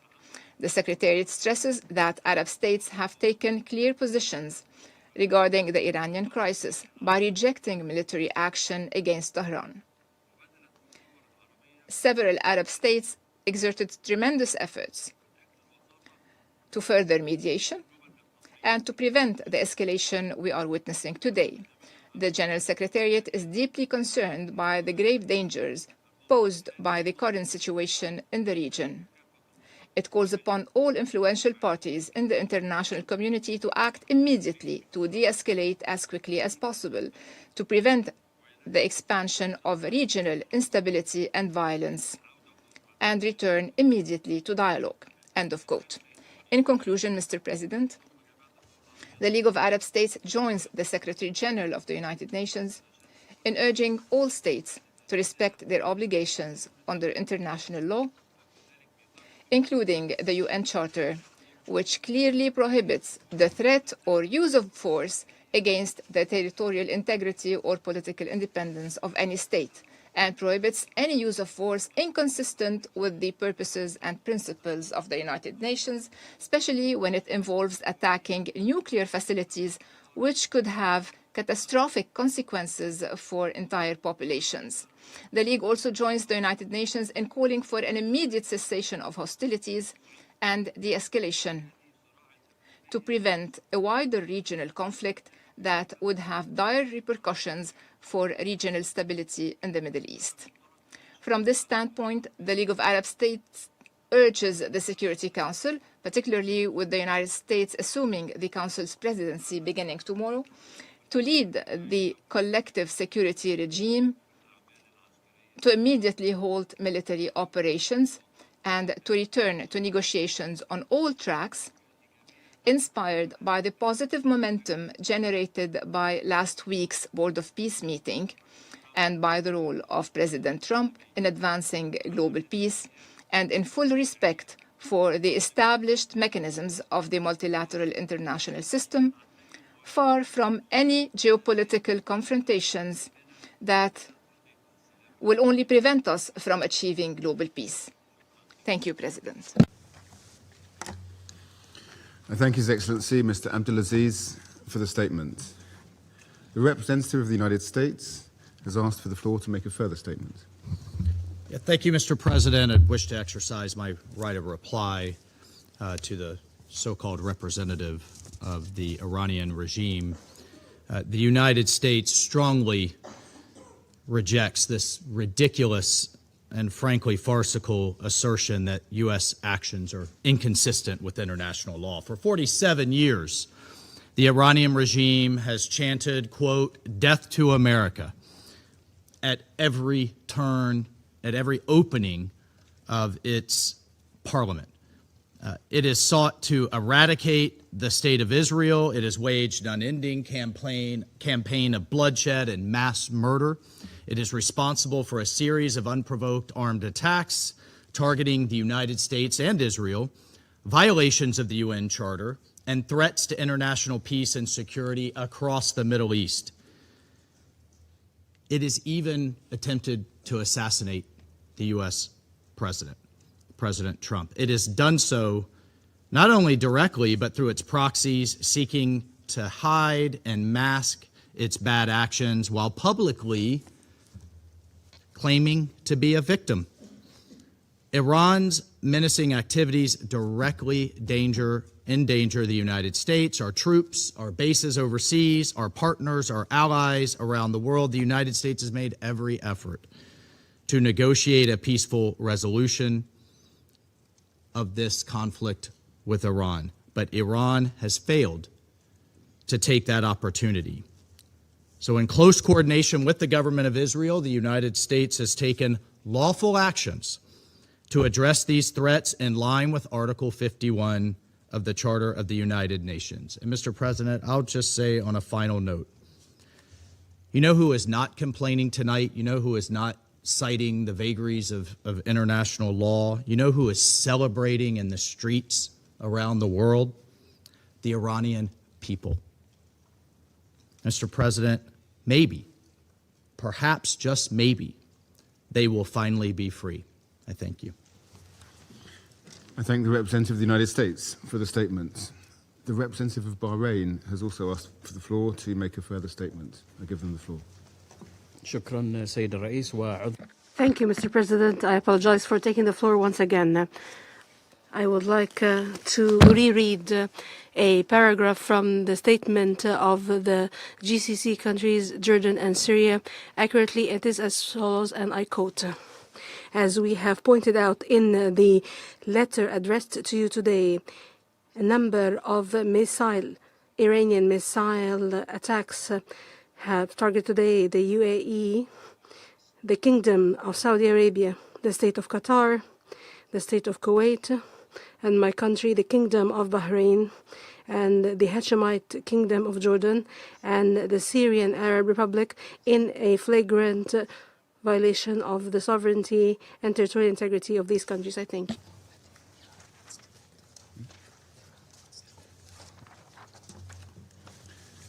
I thank the representative of Bahrain for the statement. The representative of Iran has asked for the floor to make a further statement. Thank you. I have one word only. I advise to the representative of the United States to be polite. It will be better for yourself and the country you represent. Thank you. The representative of the United States has asked for the floor to make a further statement. Frankly, I'm not going to dignify this with another response, especially as this representative sits here in this body representing a regime that has killed tens of thousands of its own people and imprisoned many more simply for wanting freedom from your tyranny. Thank you, Mr. President. Okay. There are no more names inscribed on the list of speakers. Before adjourning the meeting, as this is really the last meeting of our presidency in the month of February, I would just like to express my thanks on behalf of the delegation of the United Kingdom to members of the Council, the Secretary General, and members of the Secretariat for all their support this month. The meeting is adjourned. The 10,112th meeting of the Security Council is called to order. The provisional agenda for the meeting is the situation in the Middle East. The agenda is adopted.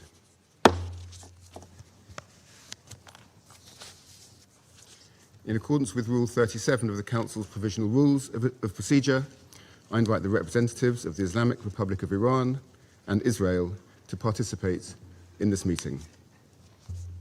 It is so decided. In accordance with Rule 39 of the Council's Provisional Rules of Procedure, I also invite His Excellency, Mr. Majed A. Abdulaziz, Permanent Observer of the League of Arab States to the United Nations, to participate in this meeting. It is so decided. The Security Council will now begin its consideration of item 2 of the agenda. I warmly welcome the Secretary General, His Excellency, Mr. Antonio Guterres, and I give him the floor. Mr. President, Excellencies, ladies and gentlemen, I will speak directly to 3 areas today: the principles, the facts, and the way out. First, the principles. The UN Charter provides the foundation for the maintenance of international peace and security. Article 2 of the Charter clearly states, all members shall refrain in their international relations from the threat or use of force against the territorial integrity or political independence of any state. International law and international humanitarian law must always be respected. That is why, since this morning, I have condemned the massive military strikes by the United States and Israel against Iran. And I also condemned the subsequent attacks by Iran, violating the sovereignty and territorial integrity of Bahrain, Iraq, Jordan, Kuwait, Qatar, Saudi Arabia, and the United Arab Emirates. We are witnessing a grave threat to international peace and security. Military action carries the risk of igniting a chain of events that no one can control in the most volatile region of the world. Let me be clear, there is no viable alternative to the peaceful settlement of international disputes. Lasting peace can only be achieved through peaceful means, including genuine dialogue and negotiations. Mr. President, second, the facts. The situation on the ground is very fluid. There are many unconfirmed reports. Here is what we know. About 20 cities across Iran, including Tehran, Isfahan, Qom, Shahryar, and Tabriz, have reportedly been attacked. In Tehran, large explosions were reported in the district that includes the presidential palace and the compound of the supreme leader. Several high-ranking officials have reportedly been killed, including, according to Israeli sources, Iran's supreme leader Ali Khamenei, that I'm not in a position to confirm. Iran's airspace has been closed and the country is under a near-total internet blackout.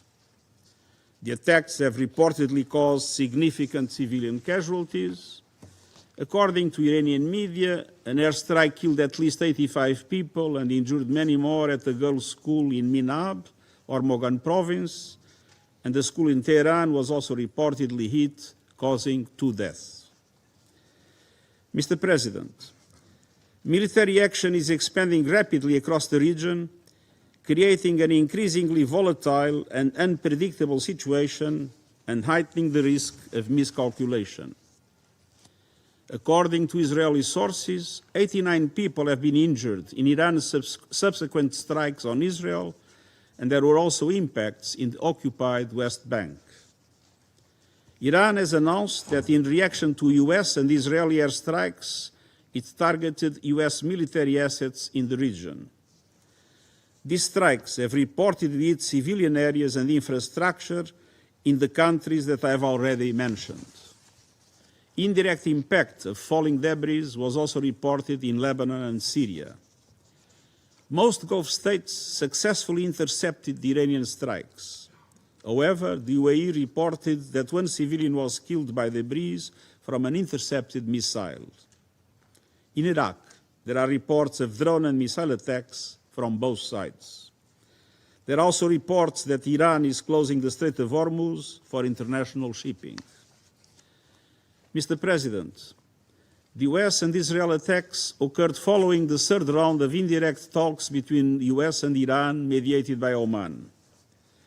Preparations had been made for technical talks in Vienna next week, followed by a new round of political talks. I deeply regret that this opportunity of diplomacy has been squandered. Mr. President, third, the region and the world need a way out now.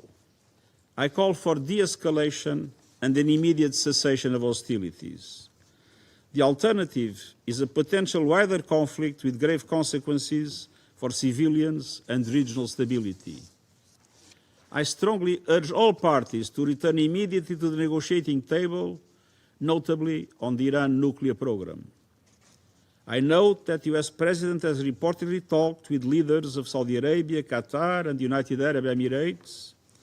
Iran's foreign minister has reportedly spoken to his counterparts in GCC countries and Iraq, and everything must be done to prevent a further escalation.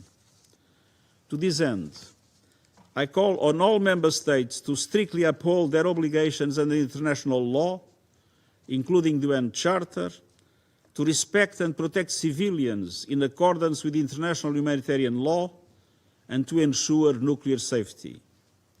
Let us act responsibly and together to pull the region and our world back from the brink. Thank you. I thank the Secretary-General for his briefing. I now give the floor to those Council members who wish to make statements. I give the floor to the representative of France. Thank you, Mr. President, and I'd like to thank the Secretary-General of the United Nations, His Excellency Mr. Antonio Guterres, for his comprehensive, enlightening briefing. I'd also like to thank the Presidency of the Council for having convened this meeting at such short notice. The President of the French Republic, Monsieur Emmanuel Macron, asked that the Council immediately deal with this issue given the seriousness of the moment. Mr. President, this region needs peace. And in order to do this, we need Iran to respect its international obligations. We are very concerned at the launch of this new war between the United States, Israel, and Iran. The escalation underway is dangerous for everyone, and it must cease immediately.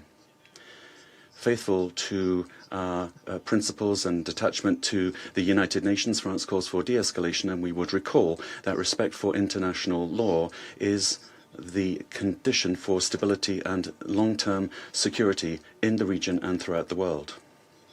We robustly condemn the indiscriminate attacks by Iran against several countries of the region. It is essential that we ensure the protection of civilians, and we express our solidarity with the countries that have been struck: Saudi Arabia, Bahrain, the United Arab Emirates, Jordan, Kuwait, Qatar, and with our regional partners. And we are ready to deploy the means necessary to protect them if they so request.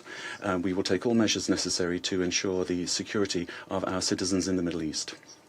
Mr. President, the events today come in the context of the ongoing pursuit by Iran of its nuclear program that is destabilizing and is contrary to the general guarantees system and resolutions of this Council. For years now, despite the diplomatic efforts deployed by France with our partners, Iran has not taken the opportunity to conclude an agreement with regard to a peaceful settlement with regard to its nuclear program. In parallel, Iran has reduced its cooperation with the International Atomic Energy Agency, which for a long time now has not been able to guarantee the peaceful nature of the Iranian nuclear problem. For many months now, the agency has not had access to the most sensitive sites of the Iranian program. Transparency has still not been provided with regard to the Iranian stock of highly enriched at 6% uranium, which represents an amount which is potentially enough to produce around 10 explosive nuclear warheads. The situation is such and so serious that last August we launched the procedure to re-establish the Security Council sanctions in response to the clear non-respect by Iran of its commitments. Over and above its nuclear program, it's also the ballistic program and the regional actions taken by Iran that continue to constitute sources of major destabilization. Iran is continuing also a policy of systematic destabilization in countries of the region through the support that it provides to its regional allies, be that Hamas, Hezbollah in Lebanon, the Houthis in Yemen, or previously the regime of Bashar al-Assad in Syria. We remain profoundly concerned by the suffering of the Iranian people, given the systematic and brutal repression that they have suffered for many years. For several weeks now, this people has seen an unleashing of unjustifiable state violence because it had the courage to demonstrate for a better life and for freedom. The Iranian people must be able to exercise their fundamental rights and must be able to freely decide their destiny. Mr. President, on the 28th of September, resolutions of this Council with regard to the Iranian nuclear program were re-established. These resolutions called upon Iran to suspend its enrichment activities of uranium, to cooperate with the IAEA with regard to its ballistic activities. The Council must ensure that these resolutions are implemented, also by ensuring that the 1737 Committee is functioning properly. Iran must commit, finally, to good faith negotiations with regard to its nuclear and ballistic program, and also with regard to its regional action. France, together with the E3, has been mobilized now for 20 years to find a negotiated diplomatic solution, the only thing that will solve this issue in a viable way. Together with our partners, we showed in 2015 with the JCPOA and Resolution 2231 of this Council that it was possible to reach an agreement. Today, still, the peaceful settlement of disputes must be our priority. We feel that an agreement is possible, and that's why Iran must seriously commit to negotiations to achieve this.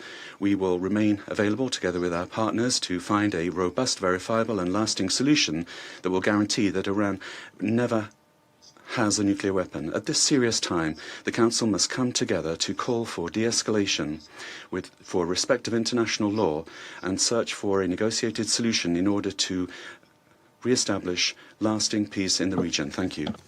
I thank the representative of France for the statement, and I give the floor to the representative of Bahrain. Thank you, President. At the outset, I would like to thank the United Kingdom for heeding our call and for inviting to this session at this important moment.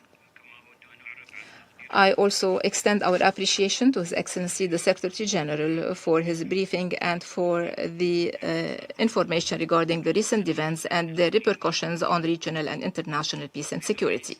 Mr. President, my country never expected, my country which is a champion of peace and coexistence, never expected to be targeted by wanton aggressions without any justification.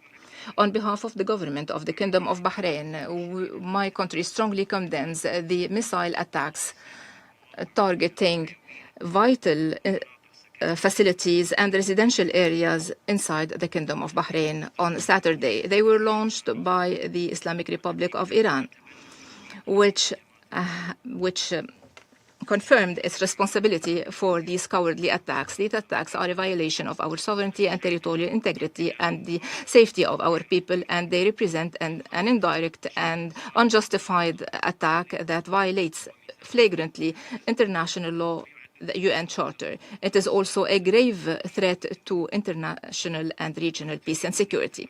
The Kingdom of Bahrain strongly condemns these acts of aggression, which represent an unprecedented escalation. We reaffirm that targeting our territories, our vital facilities, and residential buildings is a hostile act that is rejected, and we will deal with it firmly. Mr. President, the Kingdom of Bahrain is today under attack that are part of the missile attacks targeting several sisterly states in the region in recent hours, including the United Arab Emirates, the State of Kuwait, the State of Qatar, the Kingdom of Saudi Arabia, besides targeting sites in Jordan and in the Syrian Arab Republic. These grave developments reflect an escalatory pattern targeting our collective security. Mr. President, the Kingdom of Bahrain reaffirms that these attacks represent a blatant violation of the prohibition to threat or use force against the territorial integrity of states as per paragraph 4 of Article 2 of the UN Charter. We hold the government of Iran fully responsible for these attacks, and the Kingdom rejects any justifications or explanations aiming at justifying these hostile activities or to violate international law. We reaffirm our steadfast commitment to the principles and purposes of the UN Charter, and we reserve our full and inherent right to answer in a commensurate manner with the scope of these attacks and to take all measures necessary to re-establish our security, safety, to protect our territories, our citizens, and our residents, according to Article 151 of the UN Charter and pursuant to international law in coordination with our partners and allies. Mr. President, the Kingdom of Bahrain calls upon the Security Council to shoulder its responsibilities in confronting these grave violations and to adopting a firm position to end these hostilities, to condemn them and prevent their recurrence in a way that guarantees regional and international peace and security. Allow me now to deliver this statement on behalf of the GCC countries, the United Arab Emirates, the Kingdom of Saudi Arabia, the Sultanate of Oman, the State of Qatar, the State of Kuwait, and my country, the Kingdom of Bahrain, as well as on behalf of the Kingdom of Jordan and the Syrian Arab Republic. At the outset, and on behalf of the GCC countries, Jordan and Syria, I would like to thank you, Mr. President, for convening this session, and I thank the Secretary General for his briefing. And as stated in the letter addressed to the Presidency today, several missile attacks launched by Iran targeted the United Arab Emirates, the Kingdom of Saudi Arabia, the Sultanate of Oman, the State of Qatar, the State of Kuwait, and my country, the Kingdom of Bahrain, as well as the Hashemite Kingdom of Jordan and the Syrian Arab Republic, in a blatant violation of the sovereignty of these states and territorial integrity, and in a violation of their safety and in violation of principles of international law and the UN Charter. This represents a rejected escalation that threatens the security and stability of the region. These Iranian wanton and irresponsible actions also caused the injury of several residents and nationals in these countries and killed one civilian at least. They also damaged several facilities